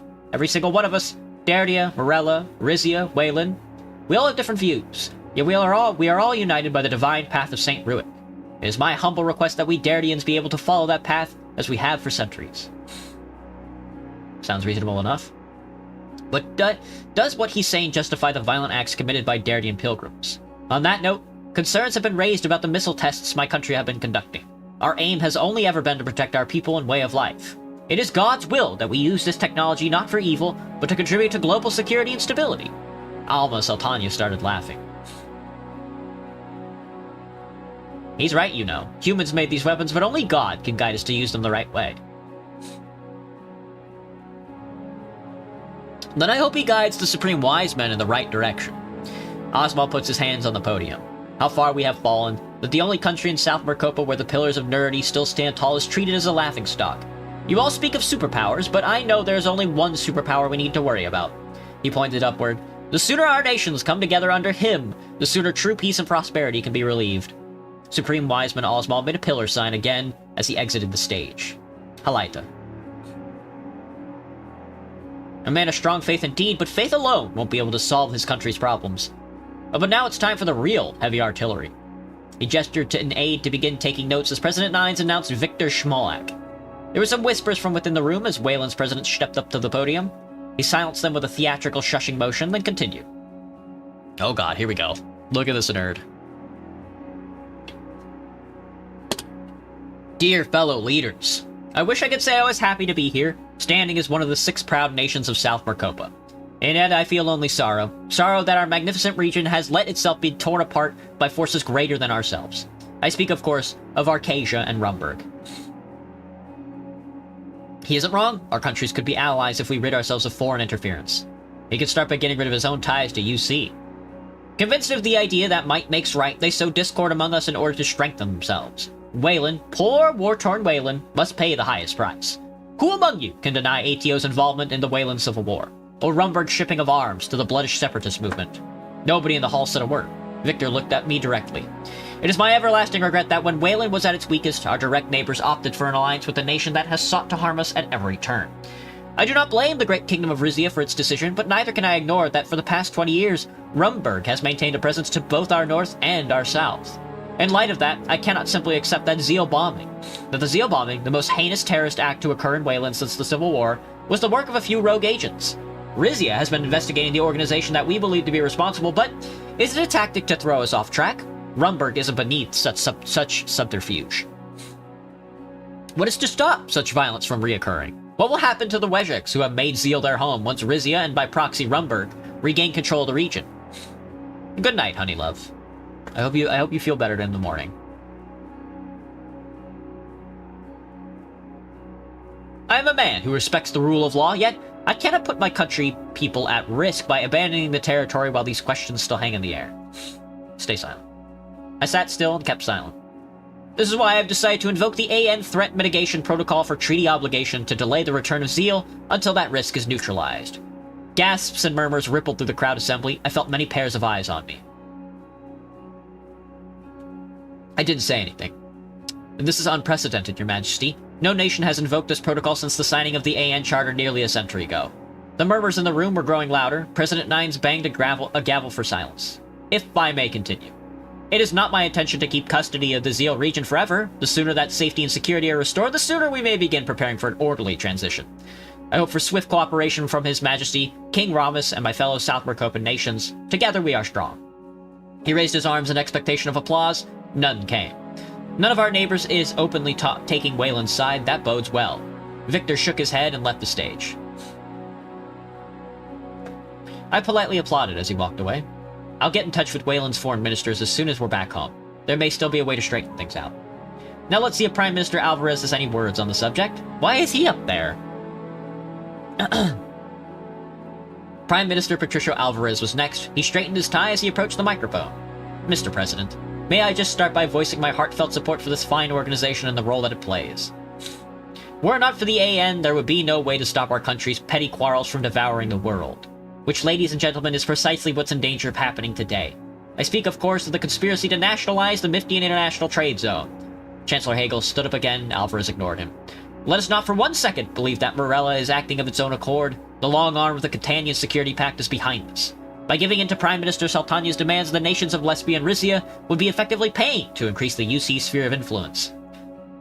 I know I'm not alone in wanting to avoid these disastrous consequences. He looked around the room.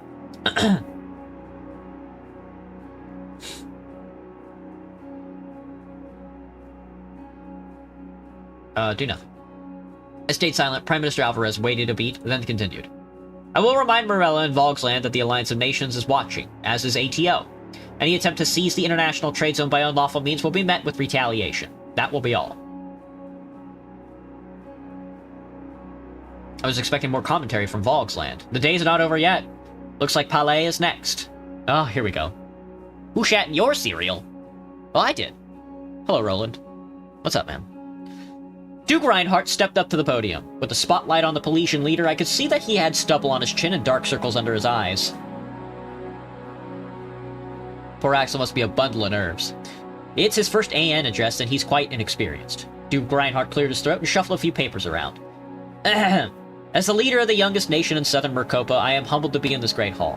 I'm fully aware that everyone else in the room has spent their lives preparing to be in power, whereas me, let's just say that calling me a dilettante would be generous. I heard laughter from around the hall. Laugh yourself. I joined in. Lorento gestured to where Prime Minister Alvarez was sitting. The lesbian leader wasn't smiling. But just because I am inexperienced doesn't mean I am naive. Since the fall of the Valgos Empire, Palais has been battled over by nations much more powerful than itself.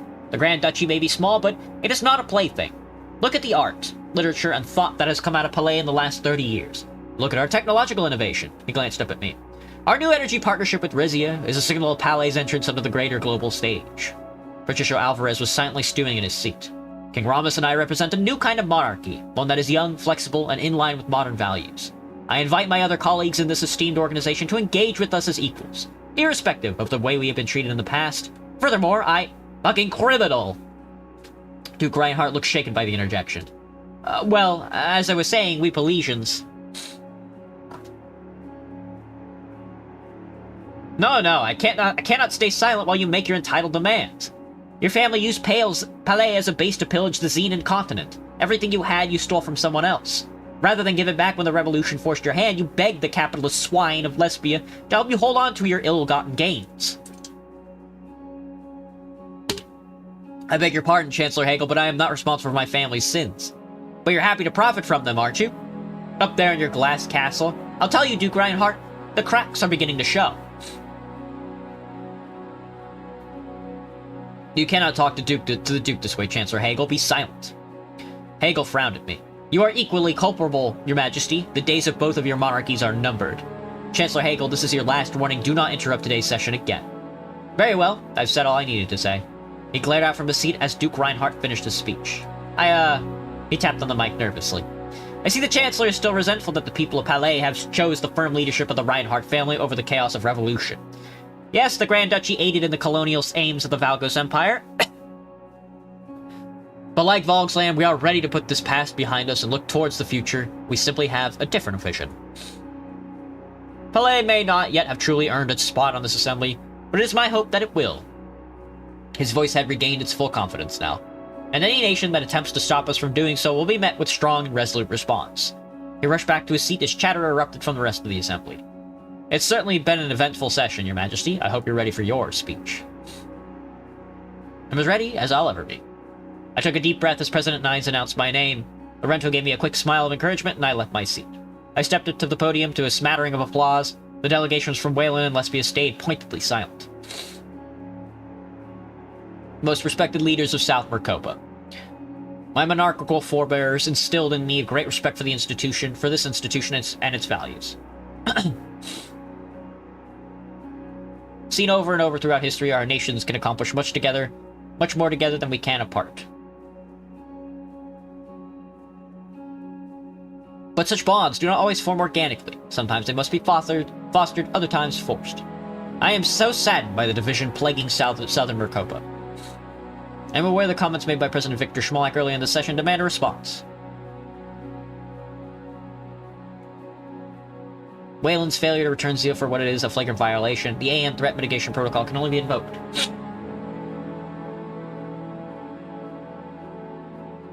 Appropriate form.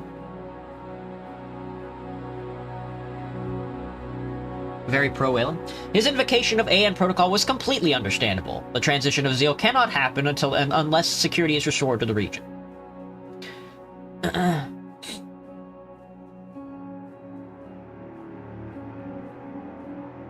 I pledge my country's cooperation in resolving the horrific incident of last year.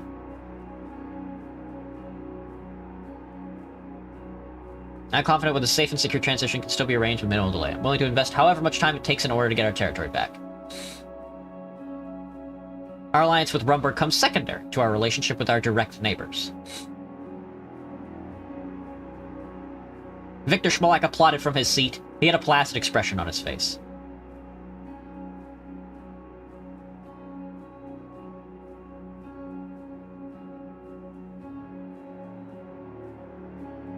Wayland has been unfairly maligned since the events of the Civil War. After order is restored in Zeal, we shall help it regain its international prominence.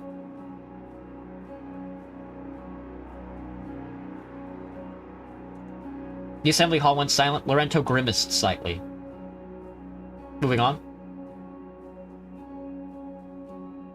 I cannot ignore the presence of Chancellor Hagel and his newfound interests in our neighbor, Morella.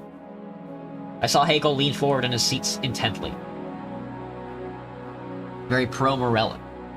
Maintained good relationships for centuries. It pains me to see specter of encroaching socialism does not scare me as much as potential loss of precious resources. Ongoing exploitation happening in Morella, I am not surprised that Prime Minister Saltania has looked to the east for assistance.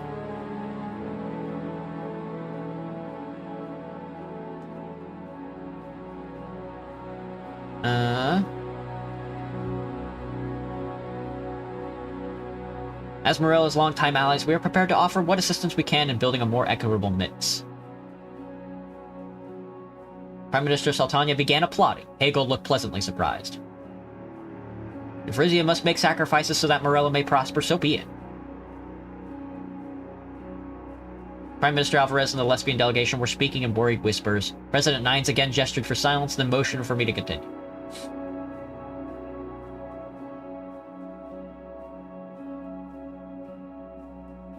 In the same spirit of cooperation, I believe a compromise can be reached regarding Dardia's religious travelers. I also stand with Morella against the Dardian extremists who seek to infiltrate their borders.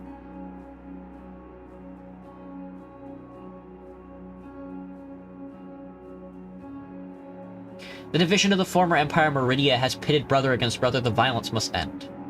Scattered applause came from around the assembly hall. The Grand Duchy. Finally, a word regarding Palais. I believe our nation's burgeoning partnership represents the dawning of a new golden age.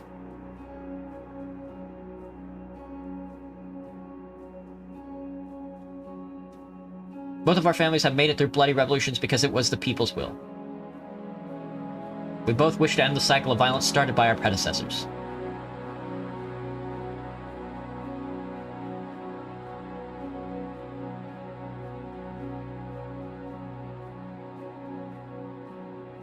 We have not forgotten our country's past animosity, but we are glad to look to the future together. As for prior remarks made by Chancellor of Volksland, I will not dignify them with a response. President Nine's motion to the clock, my speech had gone over its runtime. I will conclude with these words. President Schmolak was wrong. It's not the superpowers who are tearing us apart. We are doing it to ourselves. We have let the superpowers wield their influence over us.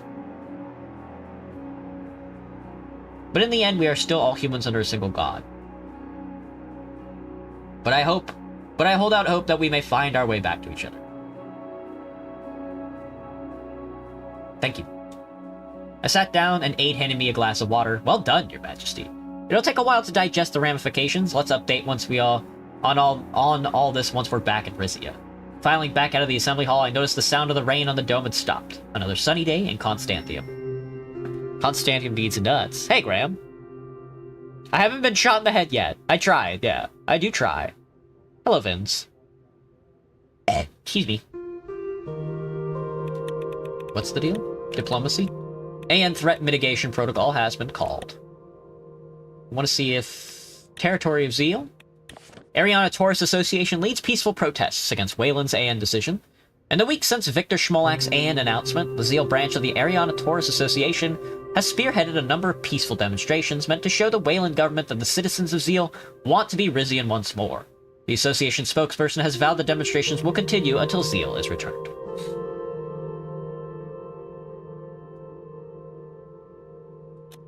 Okay. We were very pro-Wayland and very Morella as much as I could get it. Short-term quotas when energy prices drop. Energy prices drop as Xeno conflict de-escalates. Yeah. Let's read the news. Wayland announcement throws Zeal into confusion. Royal Herald correspondents in Zeal say that the region's population was shocked by Wayland President Victor Schmolak's announcement that the region would not be returned to Rizia on the agreed-upon handover date.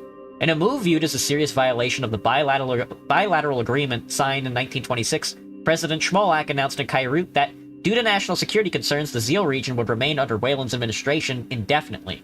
Local residents of Zeal, many of whom are Rizian descendant, have been anticipating a reunion with the kingdom, have voiced their disappointment and their fear over the sudden shift in policy. The coming days are likely to see intense diplomatic efforts from Rizia and the international community. The people of Zeal, their future hanging in the balance, will be watching closely. Wayland refuses to relinquish Zeal.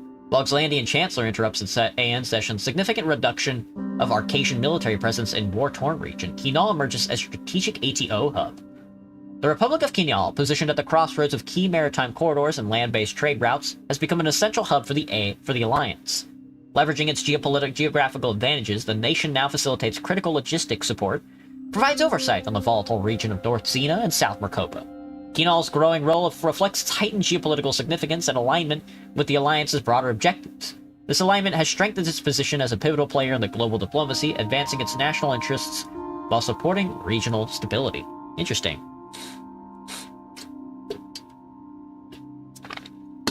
If you can sit in a chair, can a chair sit on you, or can a sit chair you? I agree. A chair sit you for sure. Arcasia commits to a significant military de-escalation, reducing its troop presence and entrusting operations to Cerberus International and Palantor Security Solutions.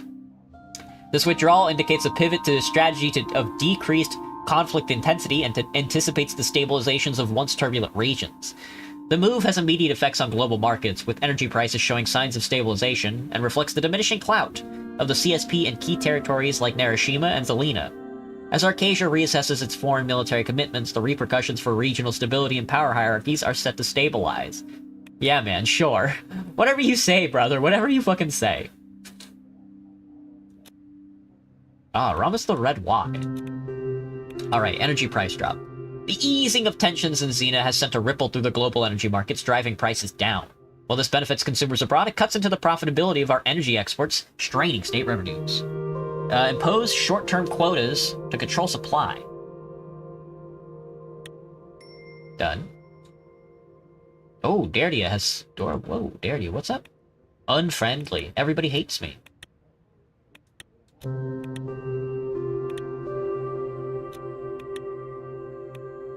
Grand Duke Axel Reinhardt. Mediation.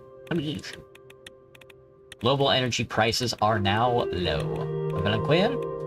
The ROG adjusts the distribution amid export quotas. Following the Crown's imposition of temporary export quotas, Rizian Oil and Gas has begun adjusting its operations to stabilize domestic supply. With reduced shipments leaving Valanquir's coastal terminals, ROG has rerouted refined stock to inland depots and fuel stations across the kingdom. Spokesperson described the move as preventative, not reactionary, aimed at shielding Rizian households from external volatility. While ROG's leadership signals confidence, analysts suggest long-term impacts on international contracts may depend on how quickly global markets rebound. We love a bit of economic news, don't we, folks? Alright, I'm gonna take a quick break. I gotta go dump a pee and get some more water and such. Hope everybody's having a good time. I'll be right back. Be Arc B.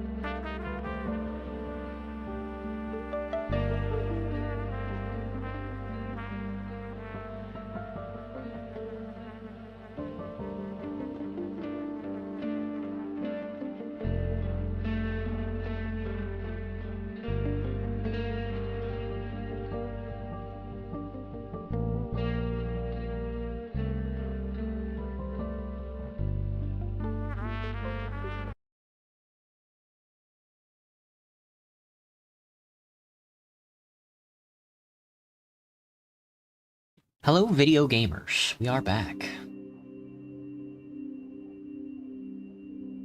Brogling? Love to brogle. I love brogling. Wee wee. Wee wee, but it's in relationship to piss.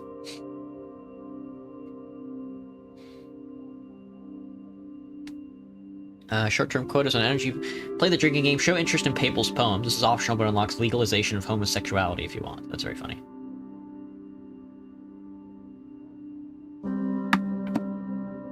Play the drinking game. Public transportation inefficiency crisis. The public transportation system is grappling with an efficiency crisis strained by burgeoning demands and passenger numbers. Transportation officials are pushing for urgent action, highlighting the need for increased funding and modernization. The government must decide between investing in infrastructural improvements, technological upgrades, or exploring alternative transit solutions. The outcome will crucially impact the daily lives of the citizens and the efficiency of urban mobility.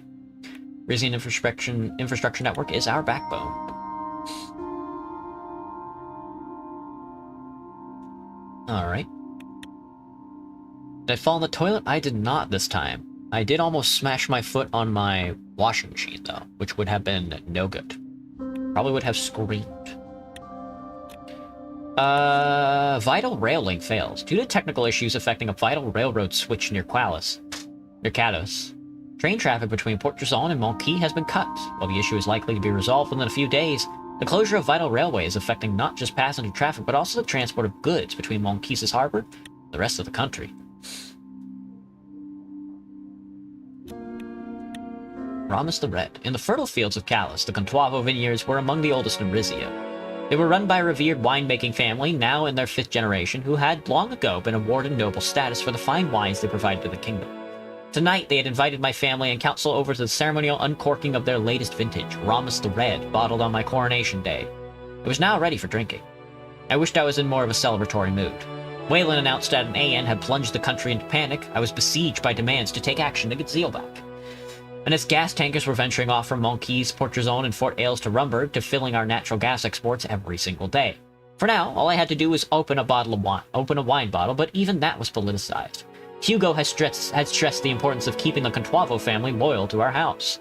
Our motorcade rolled up to the vineyard entrance, where a festival tent decorated in blue, white, and gold of the Rizian flag had been set up. Due to the intimate nature of the event, we'd been asked to entrust our security to the Contuavo's own guard force. Titus and his men would remain on standby near the vineyard's perimeter. After a thorough security sweep, my mother Estella, Vina, Hugo, and I proceeded to our tables. Pavel smoothly approached and poured us glasses of sparkling wine. Hit my foot or toe? Oh, I don't know. They both hurt like hell. I've been smashing my feet a lot lately on the corners of my apartment. It hurties. I had the pleasure of supervising the pre-tasting with the vineyard staff, I must say. The family has truly outdone themselves this time. How splendid. I can't wait. I honestly think you'll love it. It's light on a palate at first, but it has hidden depths. That sounds perfect, Mr. Adria, but please stick to conservative pours for His Majesty. It's unbecoming of a king to get intoxicated at these functions. Lucita, Elena, and Lorento walked past us and were seated at the table next to ours. All three were dressed more festively than the simple formal wear they wore to council meetings, but Lucita's slinky, intricately beaded yellow gown was particularly eye-catching. My mother turned to me and muttered under her breath, "Oh my, the mountains of Monteclar are on full display tonight."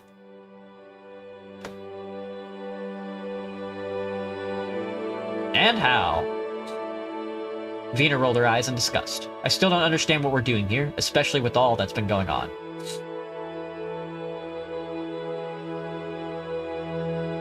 The mountains of Monteclar are on full display tonight. Gross. You have yet to experience hitting your pinky toe, I guess? I have.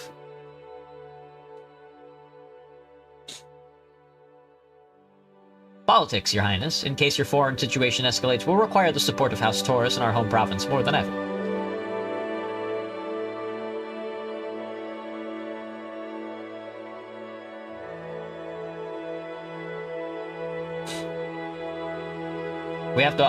We've got the spirit of Rizia to uphold. Precisely, Your Majesty. In this case, it's especially important for our wealthiest citizens to be reassured that their assets will remain stable. The rest of the attendees began filing in. It was small, elite, crowd, conspiring barons and baronesses, viscounts and CEOs from around the region. They bowed as they passed my table, but some of their smiles seemed ungenuine. I thought I heard someone whisper, "Sword lover." Estella flashed me a look of warning. There's no pleasing these people, darling. Better to ignore them. Last to arrive was my father's younger cousin Hubertus, the reigning Duke of Valanquiris. He approached our table and removed his hat with a sweeping motion. Your Majesty, thank you for joining us today, on behalf of myself and the entire province. He pronounced it Province, the remnant of a lisp he had since childhood. It's good to see you, Your Grace. I hope your reign as Duke is going smoothly. How could it not be, with King Ramus Taurus on the throne? He was smiling widely, but I thought I saw unease in his eyes. I hope the smell didn't bother you on the way over. I must say the new mining site is beginning to raise quite the stink. I've heard they discovered a species of snail in the Silged Islands that lives off industrial waste. Perhaps that could be an expedient solution.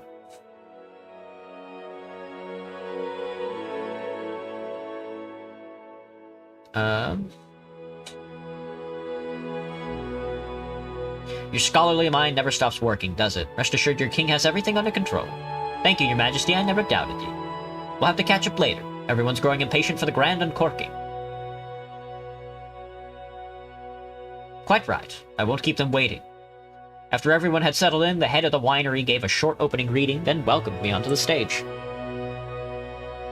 I stepped behind the microphone. A magnum-sized bottle of Ramus the Red stood on the table behind me.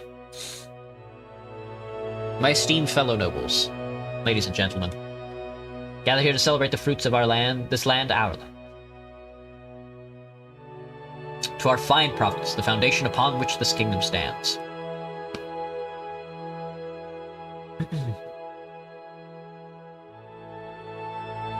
The wine will inspire reverence for the venerable House Taurus and the nation of Rizia and anyone's lips who touches it. Yes, even swords. Wine will only grow better over time, just like the reign of the king. Wines of this vineyard have always delighted our palates in times of joy and calmed our nerves in times of sorrow. Heartened that so many of you have come here to celebrate tonight, especially in the wake of recent events. Now more than ever, we must defend our traditions and our way of life.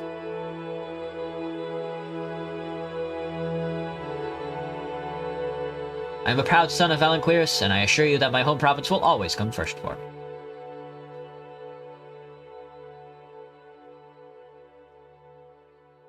Nothing matters to me more than your continued loyalty. Have faith in your king and in House Taurus, and you will be richly rewarded.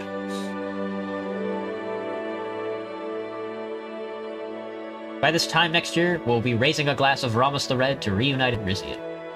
The crowd applauded with gusto. Hugo had a relieved look on his face. But you're not here to listen to me, you're here to drink wine!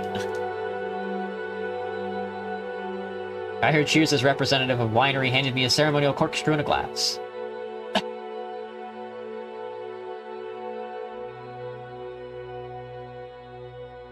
Uncorked the wine. I used the corkscrew to open the wine bottle. I poured myself a small amount and turned to face the crowd. To House Taurus. Glorious Axa Rizia. Drink. I raised my glass towards the audience and drank. Thoughts on the new Resident Evil? I haven't seen much of it. I'm gonna be honest. It was delicious. A light, refreshing taste gradually developed into a darker, more complex finish. There was a final round of applause as I stepped off stage. People in the winery staff began circulating around the tables with wine and food. Hugo intercepted me before I could sit down. Well done, Ramus. Our constituents were quite pleased. I meant every word. And your subjects could tell that. He walked off to speak to the Contuavos. I sat down for a brief sip from my glass before heading into the fray. I spent a good several hours mingling with relatives and fellow nobles, posing for photographs with the winemakers and fending off journalists. Every time I attempted to sit down and eat, I was deluged with more requests. My glass, on the other hand, was constantly being refilled. By the end of the evening, I was having some trouble keeping names and faces straight. The tent gradually emptied out as the guests departed. The winery had an attached luxury villa where our delegation had been invited to stay for the night. Hugo, Estella, Vina, and I began saying our final goodbyes before making our way upstairs. I'm glad you managed to find time to come to Callus, Your Majesty. I would call the evening a smashing success. With the emphasis on smashing. Vina was clutching my mother's arms, looking half-dazed. Ramus the Red, long may he reign? She hiccuped. That's right, darling. Now let's get you to bed. I heard an uproarious burst of laughter from the other side of the room. My three counselors were still at the table. Lucita's eyes were sparkling as she regaled the other two with an apparently hilarious anecdote. Be right behind you, I'll just have to say goodnight to my staff. Take your time, sweetheart. She gave me a knowing smile. Vina was too busy attempting to peer yet in her ball gown to register what I had said. As my family headed out, I walked over to the counselor's table. He still uses one-liners? That is very funny. Is he still doing backflips to dodge chainsaws? If so, big fan. And he just stormed into my barracks without a stitch on, screaming, "If you weren't a duchess, I'd have you drawn and quartered." What are you three so merry about? Oh!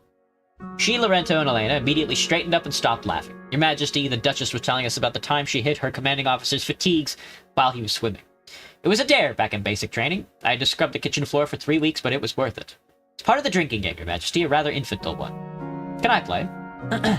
The three of them looked at each other. Yes, of course, Your Majesty. Table, some wine for the king, please. Right away, Mr. Esquibel.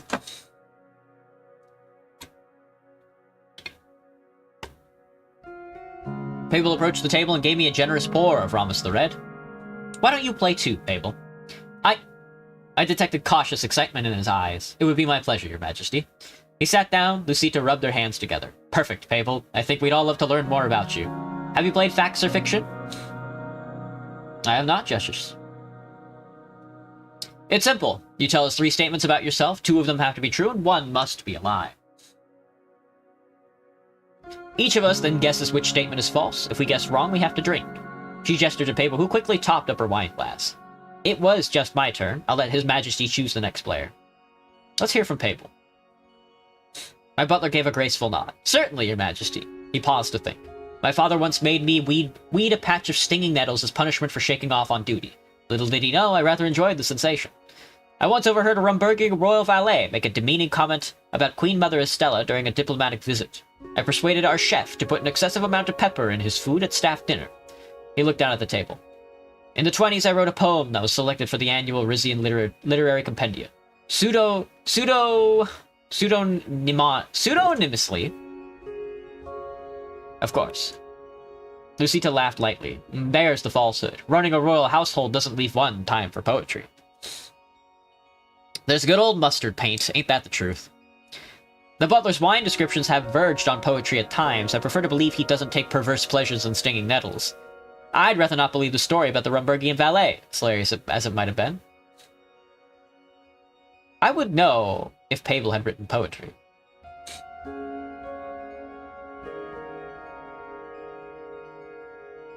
Pabel shifted in his seat. Actually, the poetry part is true. Weeding the nettle patch was the worst pain I've ever felt in my life. Wait, I want to know more about this poem. There's not much to know, Your Majesty. It was many years ago. Lucita cleared her throat. I think we're forgetting something. Drink.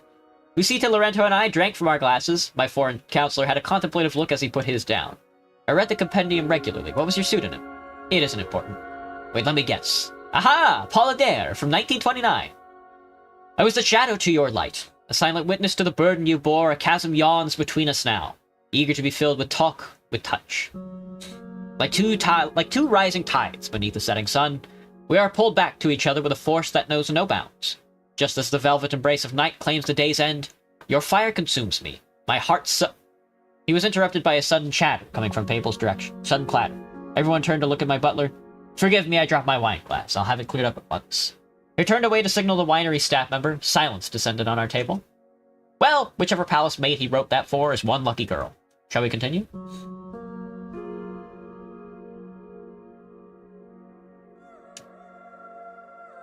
Go ahead, Mr. Esquibel.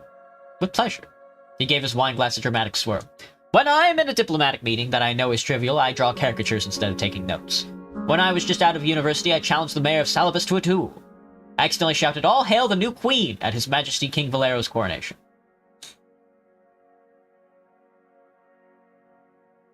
You're not really doodling during meetings, are you?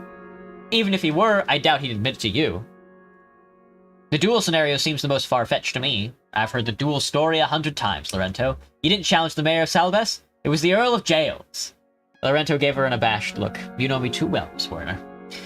Drink. Lucita drained their glass. I followed suit. Elena smirked triumphantly. I noted Pabel's look of slight concern.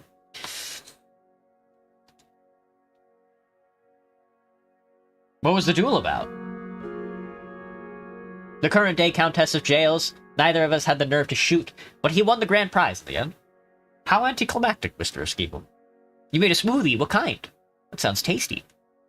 She tapped on her glass. Pabel dutifully refilled it. Who's our next victim? Miss Werner. I still find this childish. In my day, if people wanted to get drunk, they got drunk. But if you insist. She thought for a moment. I have an antique coin collection that's worth more than my house. My late husband and I once undertook a 3-week sailing trip to Gauntlet and back. Once had to stop Queen Liza from purchasing a diamond necklace with Rizian treasure money. There's no way your coin collection is worth that much. I call foul on the Liza story. Her Majesty was beyond such shenanigans. I can believe Her Majesty Queen Liza would attempt such a purchase, but not that you would stop it, Miss Warner. Lorenzo grinned and shook his head. This is too easy. If there's one thing you hated more than sailing, it was your dearly departed husband. Elena sighed. Yes, that's right. Fuck! I picked up my glass and took a healthy sip. Lucita and Papal did the same. You got a fortune of antique coins, do you? Ask me anything about the Marquis ducats and resonant medallions. Well done, Miss Werner. Who's next? Since I missed your story, I think you should take another turn, Duchess. As you wish, Your Majesty. Despite my Azaro heritage, I couldn't stand the sight of blood as a child. There was a time when I fainted from pricking my own finger. My cousin Zola confided in me that she despised her husband-to-be, so I falsified evidence that he was having an affair with a commoner. The engagement was broken off at once. And I have a lucky set of undergarments that I wear to important meetings and military exercises. Lorenzo raised an eyebrow. Intriguing, dear Duchess, but false. Azaros don't fall prey to superstition. I don't believe the story about your cousin. I'd sooner believe that than the idea of Lucita Azaro fainting at a drop of blood. Though the blood story is so implausible that it must be true. I have my doubts about your role in the dissolution of your cousin's engagement. Lucita shook her head. Mr. Esquivel had it right. I don't wear lucky underwear on important days. Fuck. Do I think I'm ever gonna play another re-game? Maybe. Ah, shoot. Hang on. Give me just a second.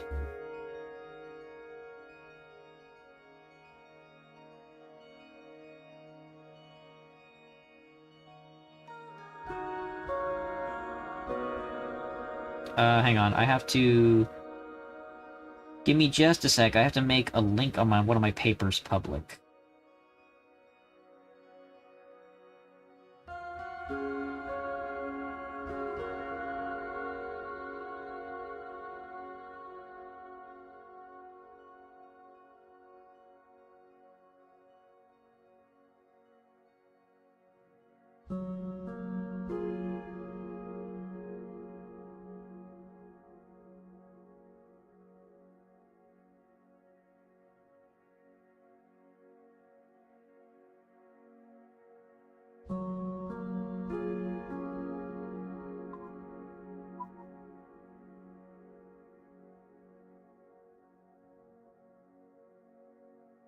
Okay.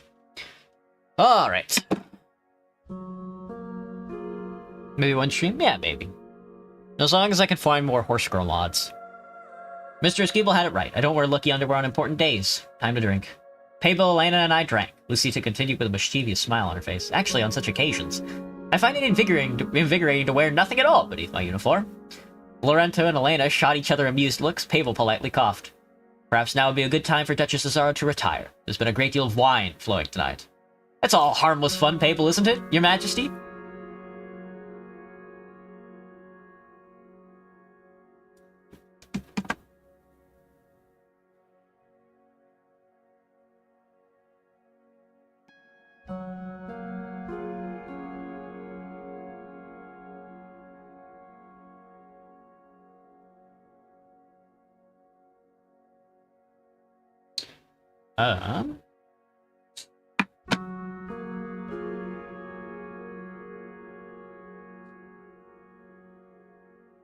We all deserve some reprieve from the stiff formalities of royal life. Pavel frowned. My apologies to you both. I was only trying to be helpful. If you'd like to be helpful, you can fetch us a new bottle. This one's almost empty. Straight away, Duchess Azaro. He disappeared to the kitchen and came back with more wine. Lucita looked at me expectantly. Actually, I'm ready for bed.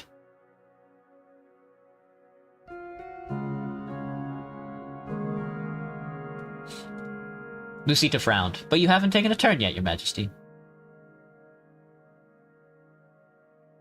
Alright, if we make you happy, I'll give it a try.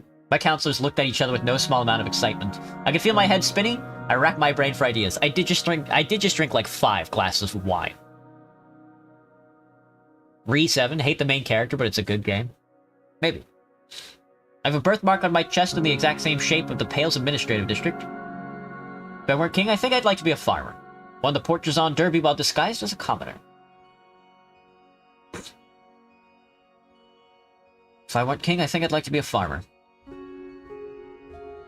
Growing up in Palace Taurus, I once mistook a priceless Marquean vase for a urinal. My great-grandfather, King Zavi Su, too, never actually had a mustache. I drew one on his royal portrait a long time ago.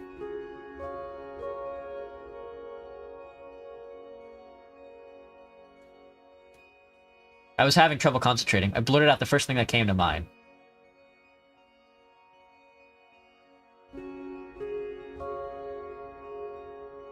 I was secretly happy when my father died. The others exchanged troubled looks. Lorento cautiously spoke up.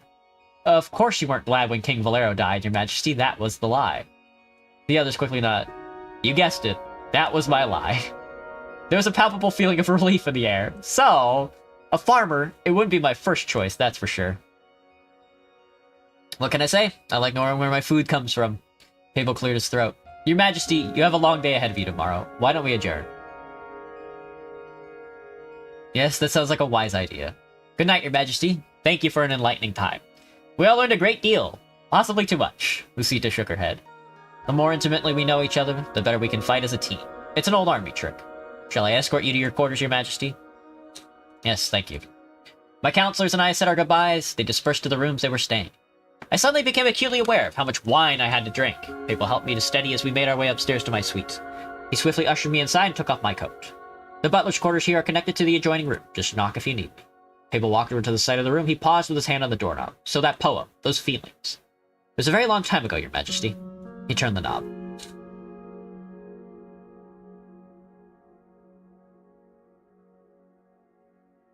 It's fine, Pable. I won't tell a soul. Relief blossomed across Pable's face. He bowed. Thank you.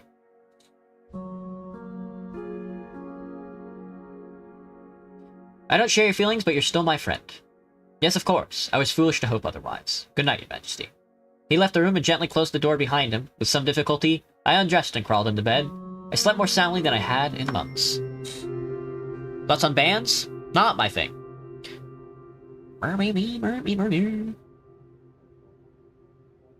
Don't go to very many concerts. Don't listen to much music, I guess. As much as I probably should, you know? Oh. Large gatherings in Zeal are prohibited. As part of an increasingly tight security measure, public gatherings of over 50 people are now prohibited in the region of Zeal. Critics see this as a restriction of voices calling for a return of the region to Rizia. Officials have guaranteed Rizia that the measures are merely intended to increase the safety of both Rizians and Weshex in the region. Rufus Cragg's royal gossip Belanquirus elite turn up Requiles uncorking. The rise of totalist maximism in Xeno. Now, this is an article. A specter of totalist maximism is sweeping across the Xena continent. Totalism. Maximism, commonly referred to as totalism, a sub-ideology of maximism that combines totalitarian utilitarianism, corporatism, and nationalist autarky to create a highly centralized and efficiency-driven society. Damn. The destabilization brought by Arcasian interference, the century of revolutions, and the Western colonization left many nations with high unemployment, depleted resources, industries controlled by foreign settlers, creating fertile ground for a movement promising renewal and self-sufficiency. Totalist maximism has exploited these grievances, channeling resentment into rigid state control and gaining traction through anti-foreigner and anti-globalist rhetoric. Damn. Have I killed anybody today? I may as well have, man. You were in band in high school? Reports indicate several nations... Oh, you were in a band in high school, not in band. Oh. Have already fallen under its influence, with discussions to unify against perceived adversaries, raising alarms regionally. Intelligence from Kinal suggests Rumburg is covertly supporting these regimes, seeking to expand its influence amid the chaos. As the movement spreads, its militarized governance and aggressive rejection of foreign entanglement threaten to destabilize the continent further, leaving neighboring states and global powers on edge. Rumburg denounces Wayland over Zeal claim. Oil embargo continues. Kingdom of Rumburg has officially denounced the Republic of Wayland's decision to continue occupying the Zeal region past the terms of the agreed-upon treaty between Wayland and Rizia, said a spokeswoman on behalf of Queen Beatrice. The condemnation comes as no surprise, given the familial and political bonds between the kingdoms of Rizia and Rumburg. Sources say that a number of other monarchies in Grace organization are preparing similar statements, thereby increasing pressure on Wayland to relinquish its hold on Zeal. Further magnifying this pressure are the sanctions placed on Weshik oil by Rumberg and several other Grace countries shortly after the events of Friendship Day, 1950. We expect that, despite the bravado Schmolak showed at the recent AN session, he will be forced to find quick and diplomatic solution to what he claims is a national security issue. Indeed. A metal band. Interesting. I didn't know you were a screamer. Construction to begin on the Arius Field Pipeline. Following our agreement with Duke Reinhardt, preliminary construction has begun on a pipeline from Arius Natural Gas Field to mainland Rizia. Once the exact terms and details of our exploration rights deal have been finalized, it is expected that drilling and energy delivery will be able to commence immediately. Sordlin offers an investment opportunity. Buy the Stornish state bonds, of course. Amidst a recession, Sordlin's government, led by Alfonso, has presented a potentially lucrative bond sale trade opportunity to be discussed at the capital of Sordlin. Whole Sword. This royal visit will include the household and has additional expenditures. Hold talks in Whole Sword to discuss the opportunity. Oh yeah. Of course. Sordlin prepares to host the King Rams. After we agree to attend talks in Whole Sword regarding a lucrative investment opportunity, the Swordish capital now hurriedly prepares itself to host our king. Reportedly, the former royal quarters in the Maroon Palace are now to house royalty once more, even if for only a few days. Upgrade the military production lines. That's not on here, but maybe I will. Maybe I will. One budget, one energy? The kingdom's recently built modern military factories offer a solid foundation to scale up production of land and air units. An expansion would enable the kingdom to strengthen its position, either by preparing for potential conflict, or by establishing itself as a competitive player in the international arms market. I can't decree yet, but I want to take it, so... Sure. Oh, the delegation. Xena continent positions as anti-CSP front.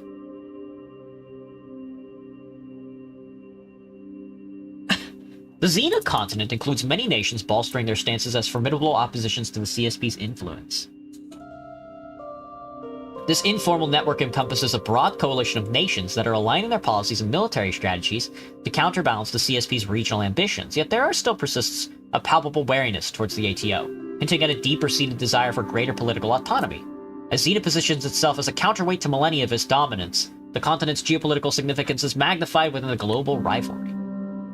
I'm going to first sell first and second batches of military equipment so I can get the extra capital just in case. Sell first batch of military equipment to the international market. The kingdom authorizes the sale of military equipment to the international markets. This decree enables the export of surplus defense assets, including infantry weapons and other core equipment. The move not only generates revenue, but also strengthens diplomatic and defense ties with allied nations. The sale will adhere to international arms export policies and strategic diplomatic geopolitical considerations. We sell one, and then we want to sell the second batch as well.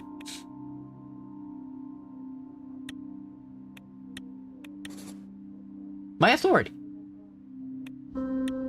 Alright, and then, of course, we take the delegation to buy bonds. I've never done this one before. Never done this one. Would you let a car drive you? I mean, of course. You're a guitarist, Cherry. That's cool. Like a bassist, or I guess guitarist, you said. Our delegation arrived at Hulsord International Airport early in the afternoon. President Ewald Alfonso and our contingent of Swordish officials were there to greet us. By the time we reached the base of Hulsord Tower, the sun had begun to dip lower in the sky, bathing the city in a golden hue. Accompanying me were my counselors Laurento Esquivel and Elna Werner, as well as my daughter. As our vehicle came to a stop, President Alfonso stepped forward with our welcoming gesture. Welcome to Hulsord Town, King Ramus. I can't tell you how much I've been looking forward to today. It's an occasion to celebrate the multifaceted economic partnership we are building between our great nations. President Alfonso, what a grand venue for our equally grand designs. You said it, Your Majesty. President Ewald Alfonso gaze briefly swept across our group before settling on Princess Vina. Princess Vina, it's an honor to welcome you. Mr. Manger and our team will ensure all your needs are met during your stay. Thank you, President Alfonso. I've studied much about Sordlin's recent history and can't wait to experience its culture firsthand. Consider us at your service, Your Highness. Should you have any requests or need assistance, please don't hesitate to let me know.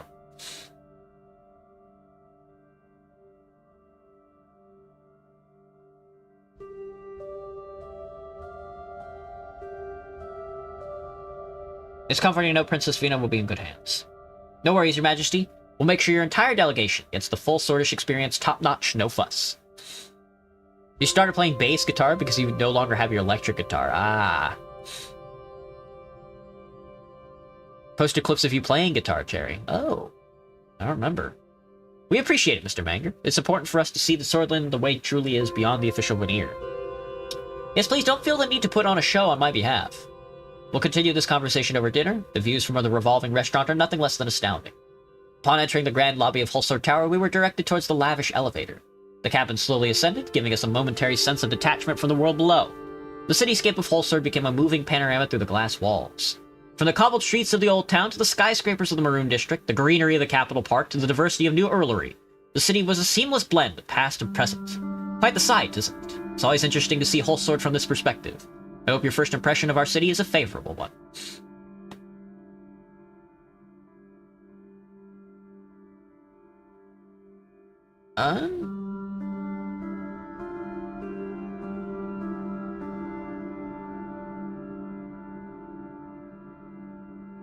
Holsword's modernity is an inspiration to us. It's been quite the challenge to explore new economic paths while staying true to our historic roots. Valgan, the place where I'm from, has been struggling to do the very same. It's difficult, but it's the only way to survive. The reforms we have embarked on in the last 5 years is the medicine our economy needed for the long-term future. It may take a while, but we'll get out of Saul's stagnation.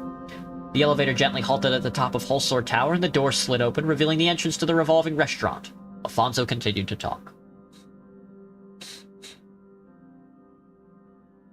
You read the news, Your Majesty. I won't pretend the Swordish economy hasn't seen a downturn since our last meeting. But the recession of 51 was a direct result of the entrenched systemic issues we inherited. Thanks to the aggressive economic reforms I'm putting into place, our growth will only skyrocket from here. It may be a controversial move, but privatizing key sectors and crucially attracting foreign investment will position Swordland towards a global, competitive, prosperous, and stable future in the 60s. I understand completely, Mr. President, but if I may be so bold, how can you be so sure these radical changes won't deepen the divide between rich and poor in your country? Be as bold as you want, Your Highness. As someone who's worked in rural areas and seen the reality, let me tell you, investment and growth often lift all boats. Sure, we need to tackle the wealth gap, but it's not just about handouts. It's about creating real sustainable opportunities.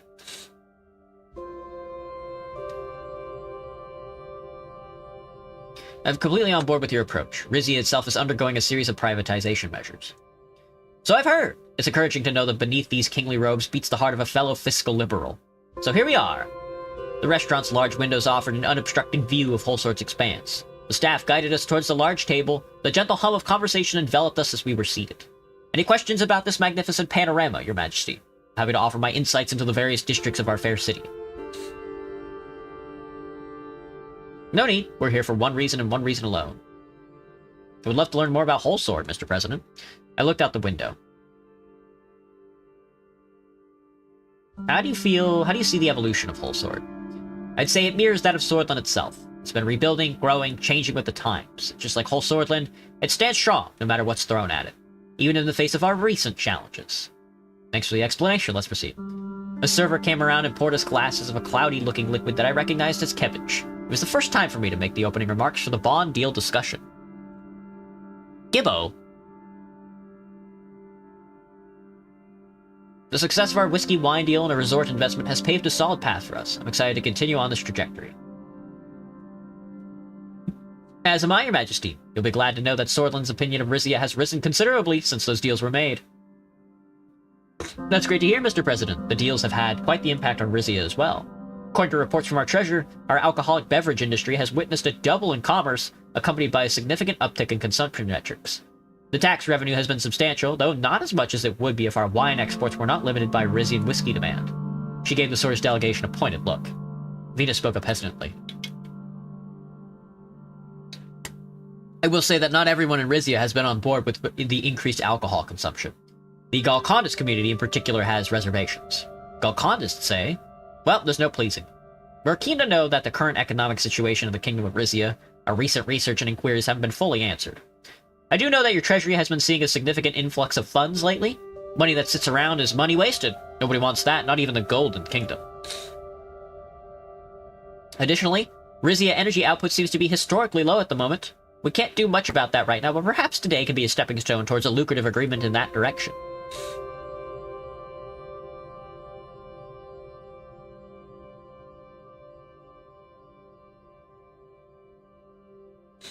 You've done your research, Mr. Manger, but only I and my council know the full picture. You know best, King Ramus. I have complete faith in your assessment. There was a pause in the discussion as the first course was served. It was a deconstructed version of Leshaven-style Lorsha, hot seafood stock poured over clams, mussels, and cubed raw salmon. We'd been eating for a few minutes. President Alfonso cleared his throat. So what we're offering Rizia is the chance to purchase Swordish government bonds with a 4-year maturity at excellent rates. Despite the current recession, we're on the path to economic revitalization, thanks to a significant investments being secured from Kinal and Raqqa, as well as our progressive policy reform. As you're already aware, a key aspect of these reforms is to... Oh, hang on. Is to further privatization of crucial sectors, including energy. Gasm is at the forefront of this transformation, and it's poised to play a central role in our recovery. This bond issue is a chance for Rizia to not only make financial gains, but also diversify its economy.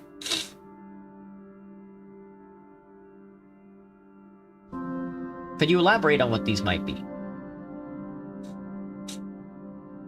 Gladly. Given my chairman position with Gasm, we can explore investment opportunities in energy. Let's say preferential access to energy resources and shares, as well as a chance to be a part of Gasm's revitalization, which I'm actively steering.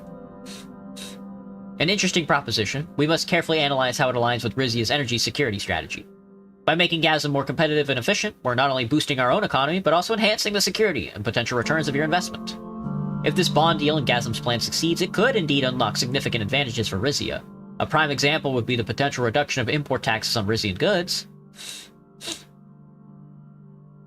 Sounds promising, but I'm concerned about your elections. How can you be so sure this isn't just a fleeting partnership? We're not looking for a quick fix, but a sustainable connection between Swordland and Rizia, regardless of who leads. We can move ahead with more details. So far, this has all been reassuring to hear. What are your thoughts, of your Majesty?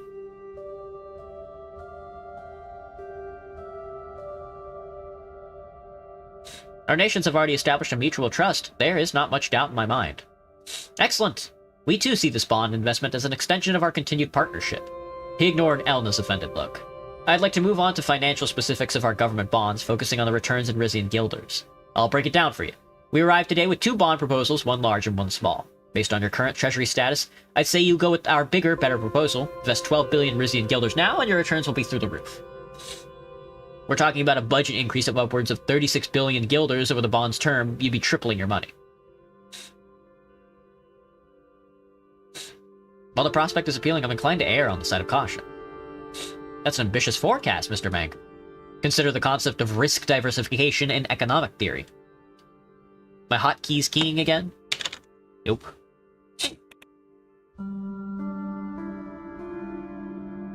Investing in Swordish bonds could spread your risk while contributing to our mutual economic benefit. Gus took a quick sip from his glass of Swordish wine.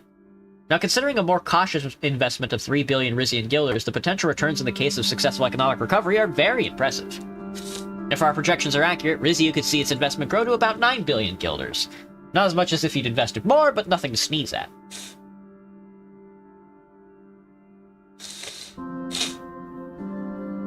It might also pave the way for deeper economic cooperation, should this venture prove successful.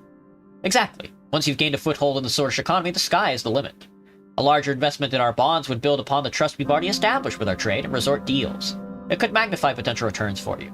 A larger bond investment does seem like a good way to leverage the momentum we've built. As the restaurant continued its gentle orbit, our second course arrived. It consisted of an airy sheep cheese mousse between 2 sheets of crispy pastry, garnished with rainbow of fresh herb and edible flowers.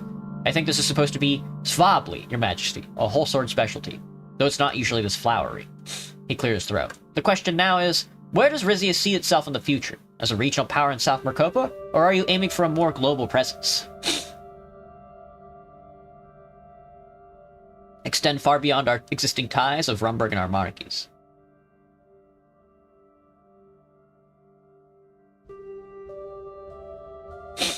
Alfonso smiled. That's what I want to hear.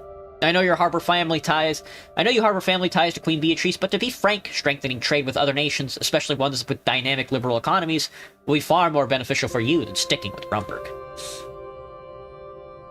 There may be even come a time when you don't need grace at all. Vina hurriedly made an effort to change the subject. No matter what, we Rizians do see ourselves as an influential force. Our culture, our resources, our strategic position, all that matters in Mercopa and beyond. Elno smiled at her approvingly. Very true, Your Highness. But diving headfirst into the global arena demands a robust economic foundation. We should ensure our internal stability before expanding our footprint. Your caution is prudent, Miss Warner, but I believe in dynamism of capitalism. It thrives on bold moves and calculated risks, as perfectly exemplified by the offer we're bringing to the table. What do you say to this new opportunity, King Ramus? I made my decision. It's your final call, Your Majesty. A large bond investment. A bold move, Your Majesty. It signals Rizia's faith in Sordland's economic resurgence, and so begins a new chapter in our relations. I promise that your faith will be rewarded. I'm Triplicate. I trust your analysis, Mr. President. I'm counting on Sordland to make sure the move doesn't disrupt Rizia's long-term economic stability. Even if the investment doesn't work out, we built a deeper connection between Rizia and Swordland. If I may say so, that alone is a feat. A sense of triumph filled the room as the news of my decision circulated around the table. The third course arrived amidst the celebratory atmosphere. It appeared to be take on a Bergia Zabwa with medium rare grilled sliced beef atop a silky chickpea puree. Gus put his fork down with a frustrated groan. I do apologize, this meal was supposed to give you a taste of the real Swordland, not some hoity-toity millionaire's idea of it.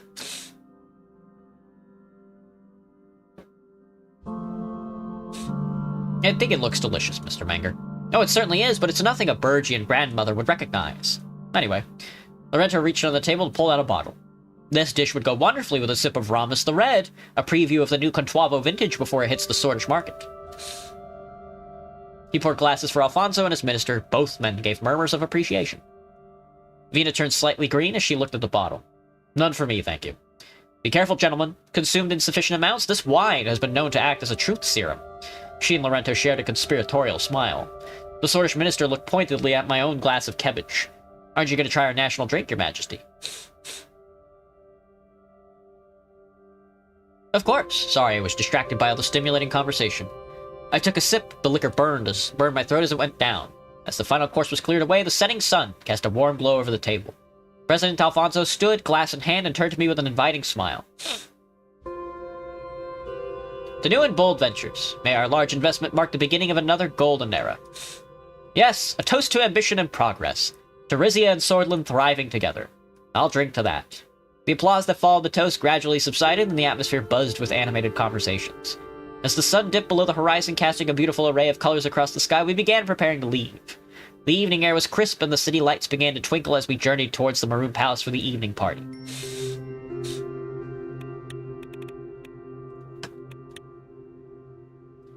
We do not want to hit that end button just yet. Low military equipment stockpile is chill. Rizia makes a historic 12 billion guilder investment in swords and bonds. The Kingdom of Rizia has committed 12 billion Rizian guilders to purchase 4-year bonds from Swordland, demonstrating robust confidence in Swordland's economic recovery. Financial experts predict potential returns could triple the initial investment, adding 36 billion guilders to Rizia's budget over the bond's term. This investment reflects the kingdom's acumen in international finance and its commitment to strengthen economic ties with Swordland, emphasizing this mutual benefits and closer collaboration. Rizia's major financial leap. In a significant economic development, the Kingdom of Rizia has invested 12 billion Rizian guilders to Swordland's 4-year bonds. This substantial commitment is predicted on a strong belief in Swordland's potential economic rebound. If successful, the investment could triple, drastically augmenting Rizia's national budget. This move is not only a major financial decision for Rizia, but also a key indicator of the evolving economic dynamics between the two nations, showcasing Rizia's confidence in the regional economic cooperation. Purchase of 4-year Swordish government bonds. High-value Swordish government bond. Alright, folks, let's invest. Sell the first batch of ships to market. A directive is issued for the sale of excess naval vessels to the international market.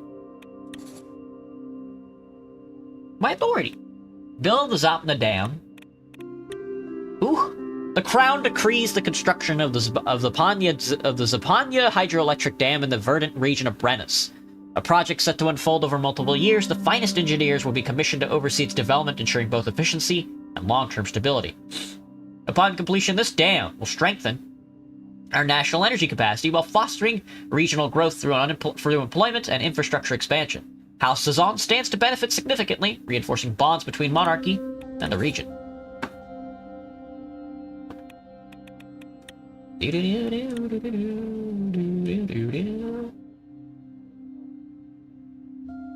And there's this Zapanya. Putting a dam right there. Making a lake. Brennus to harness the power of water. Hydroelectric dam starts construction. In a new decree, our king has set out a vision for diversifying the energy supply of our country away from relying on gas. While the administration stated that the gas industry will remain of vital importance, it announced with great fanfare the construction of a hydroelectric dam near Zapanya. The dam is expected to be able to provide not only the city of Zapanya, but also much of Iza with energy once completed. A vast reservoir lake will be created between Zapanya and Eleanor's, propelling water through 9 state-of-the-art turbines. 9 state-of-the-art turbines. A network of canals and waterlocks will bypass the lake, ensuring inland shipping won't be hindered by the project. Alright, then we have to develop the Havas coal mine. By laying the foundation for the Havas coal mine, the kingdom stands on the brink of unlocking vast coal reserves, ensuring a sustainable energy supply. Sparking economic activity through new employment opportunities, the envisioned project has the potential to bolster our industrial sector, enabling further growth and development within Rizia. However, prospective environmental and social challenges loom, necessitating prudent management, forward-thinking policies to preserve ecological and societal balances as we stride towards economic prosperity. I'm fucking out of money. They want me to invest. Build the Benevon Ruchist Sanctuary. I don't have any money. Unless it's all authority. Hydroelectric dam. And then the Havas coal mine. Going up. Going on bones. Sometimes. The government has authorized construction of a new open-pit coal mine near the city of Havas. Located in Cardes Monteclar province, vast reserves of coal were discovered there recently, and its location near major waterways will hugely ease the transport of precious resources across the country. The construction and operation of the mine is expected to generate much economic activity, with countless new jobs created in the area. The Crown also stresses that it's taking environmental concerns into consideration, with state-of-the-art groundwater monitoring to ensure waste from the mining operations will not negatively affect neighboring farming enterprises. Okay. Now we need to build the Benevon Ruchist Sanctuary. The Benevon.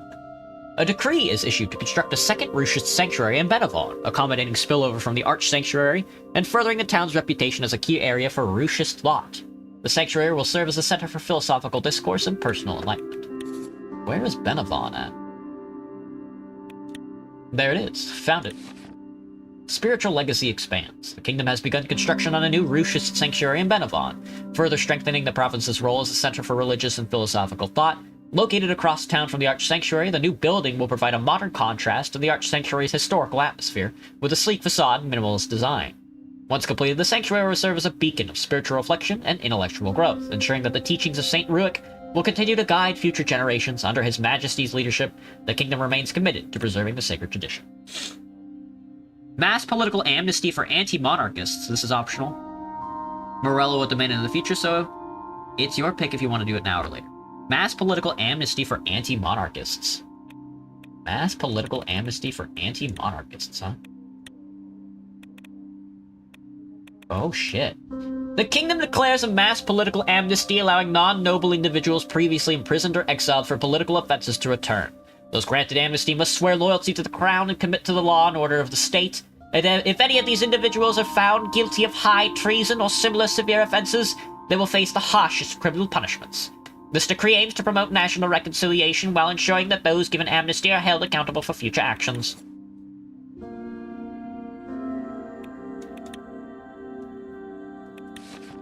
His Majesty grants political amnesty.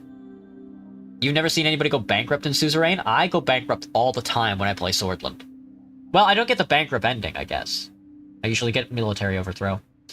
I usually get shot. In a remarkable act of clemency, His Majesty Ramos Torres has granted amnesty to non-noble political prisoners, reaffirming his commitment to unity and national reconciliation. This decision allows those who once opposed the monarchy to reintegrate into society under the condition of sworn loyalty to the crown. By extending this opportunity, His Majesty is demonstrating both strength and wisdom in securing lasting stability to the kingdom. Reform or diplomatic strategy? King Ramos Torres has granted a sweeping amnesty to non-noble political prisoners, including those imprisoned during his late father's reign. The decision comes amid ongoing diplomatic negotiations with Morello, mounting pressure from nations advocating for civil rights. Analysts suggest the move could be a strategic effort to bolster Rizia's standing among its allies, particularly Morello, which has long pushed for release of dissidents as a prerequisite for closer cooperation. Human rights organizations have welcomed the amnesty. Skeptics question whether it signals real political change or calculated political diplomatic maneuvering. The gas field is almost done. Probably next turn. And then we need to legalize drugs. Yes, dude! Yes. Legalize illegal substances. Oh my god, I'm drained of all my resources next round. Holy! 13-11, though. The state, in a landmark decision, decrees the legalization of substances previously classified as illegal. This transformative policy is aimed at reducing the burden on the judicial system, undermining illicit trade, promoting responsible use to regulation. Funds formerly allocated for enforcement will be redirected towards education, addiction treatment programs, and public health initiatives. This measure recognizes the shifting societal perspective on substance use and prioritizes harm reduction. And so it shall be. Okay. Legalized recreational substances. Recreational narcotics soon to be available. In a radical change of policy, the palace has announced a limited legalization of certain illegal substances, including, but not limited to, the notorious yishash and rat spice. Rat spice? Oh shit! This drastic change of approach follows growing international consensus that harm reduction and removing narcotics from the illegal circuit leads to less violent crime. Funds usually reserved for cracking down on the drug trade will now be diverted to education, addiction treatment programs, and other public initiatives. Only licensed healthcare professionals like pharmacists and doctors will be allowed to sell these newly legalized narcotics. Rizzi's neighbors worried about drug legalization after Rizzi's drastic move to legalize an expansive list of illegal substances, including infamous drugs like yishash and rat spice. Some countries in the region have expressed their dissatisfaction with the kingdom. Fear exists that Rizzi will become a safe haven for smugglers and turn into a distribution system for the entire region. Space crack if I ran as president, of course. Dardia, which in recent years has struggled with drug influx from Agar, warned that it's considering putting travel restrictions on Rizia in place. Alright, that's turn 4. Turn 4 done. Let's see what gets completed next turn. I don't think the borders... That's mediations, brother. That's mediations. Oh, a lot of the border towns got done. Energy's finally back up to +1.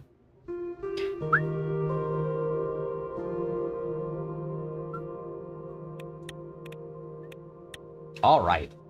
I'm going to call it here, actually. We did a full turn. I think each one of these streams is a full turn. Every single Suzerain turn is like a full stream. Which is kind of chill. The bankrupt ending next week? That would be awful. Shoot myself in the head, man. Alright, everybody. Alright, everybody.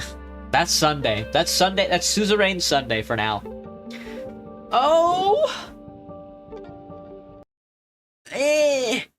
I'm gonna go eat dinner, and then I have to send out a bunch of fucking texts. And then I'm hoping to get, like, some chores done tonight. I'm hoping to start writing for the video again, because I've been putting it off, because I've been writing political theory. You know? How would I rate this week? Busy. My next week is going to be even busier, because I'm also working 36 hours next week, not the usual 29, because I picked up somebody else's shift. With that being said, I think I'm going to take off. I'm going to go eat either a cheeseburger or a pizza. I should get some produce in me, but I'm kind of fucky. You know how it goes. I hope everybody has a good night. Goodbye, everybody. I have to remember... somebody shoot a message in the Discord to remind me to make a schedule for this week as well. Good night, everybody. Have a good one. Bye-bye, Johnny.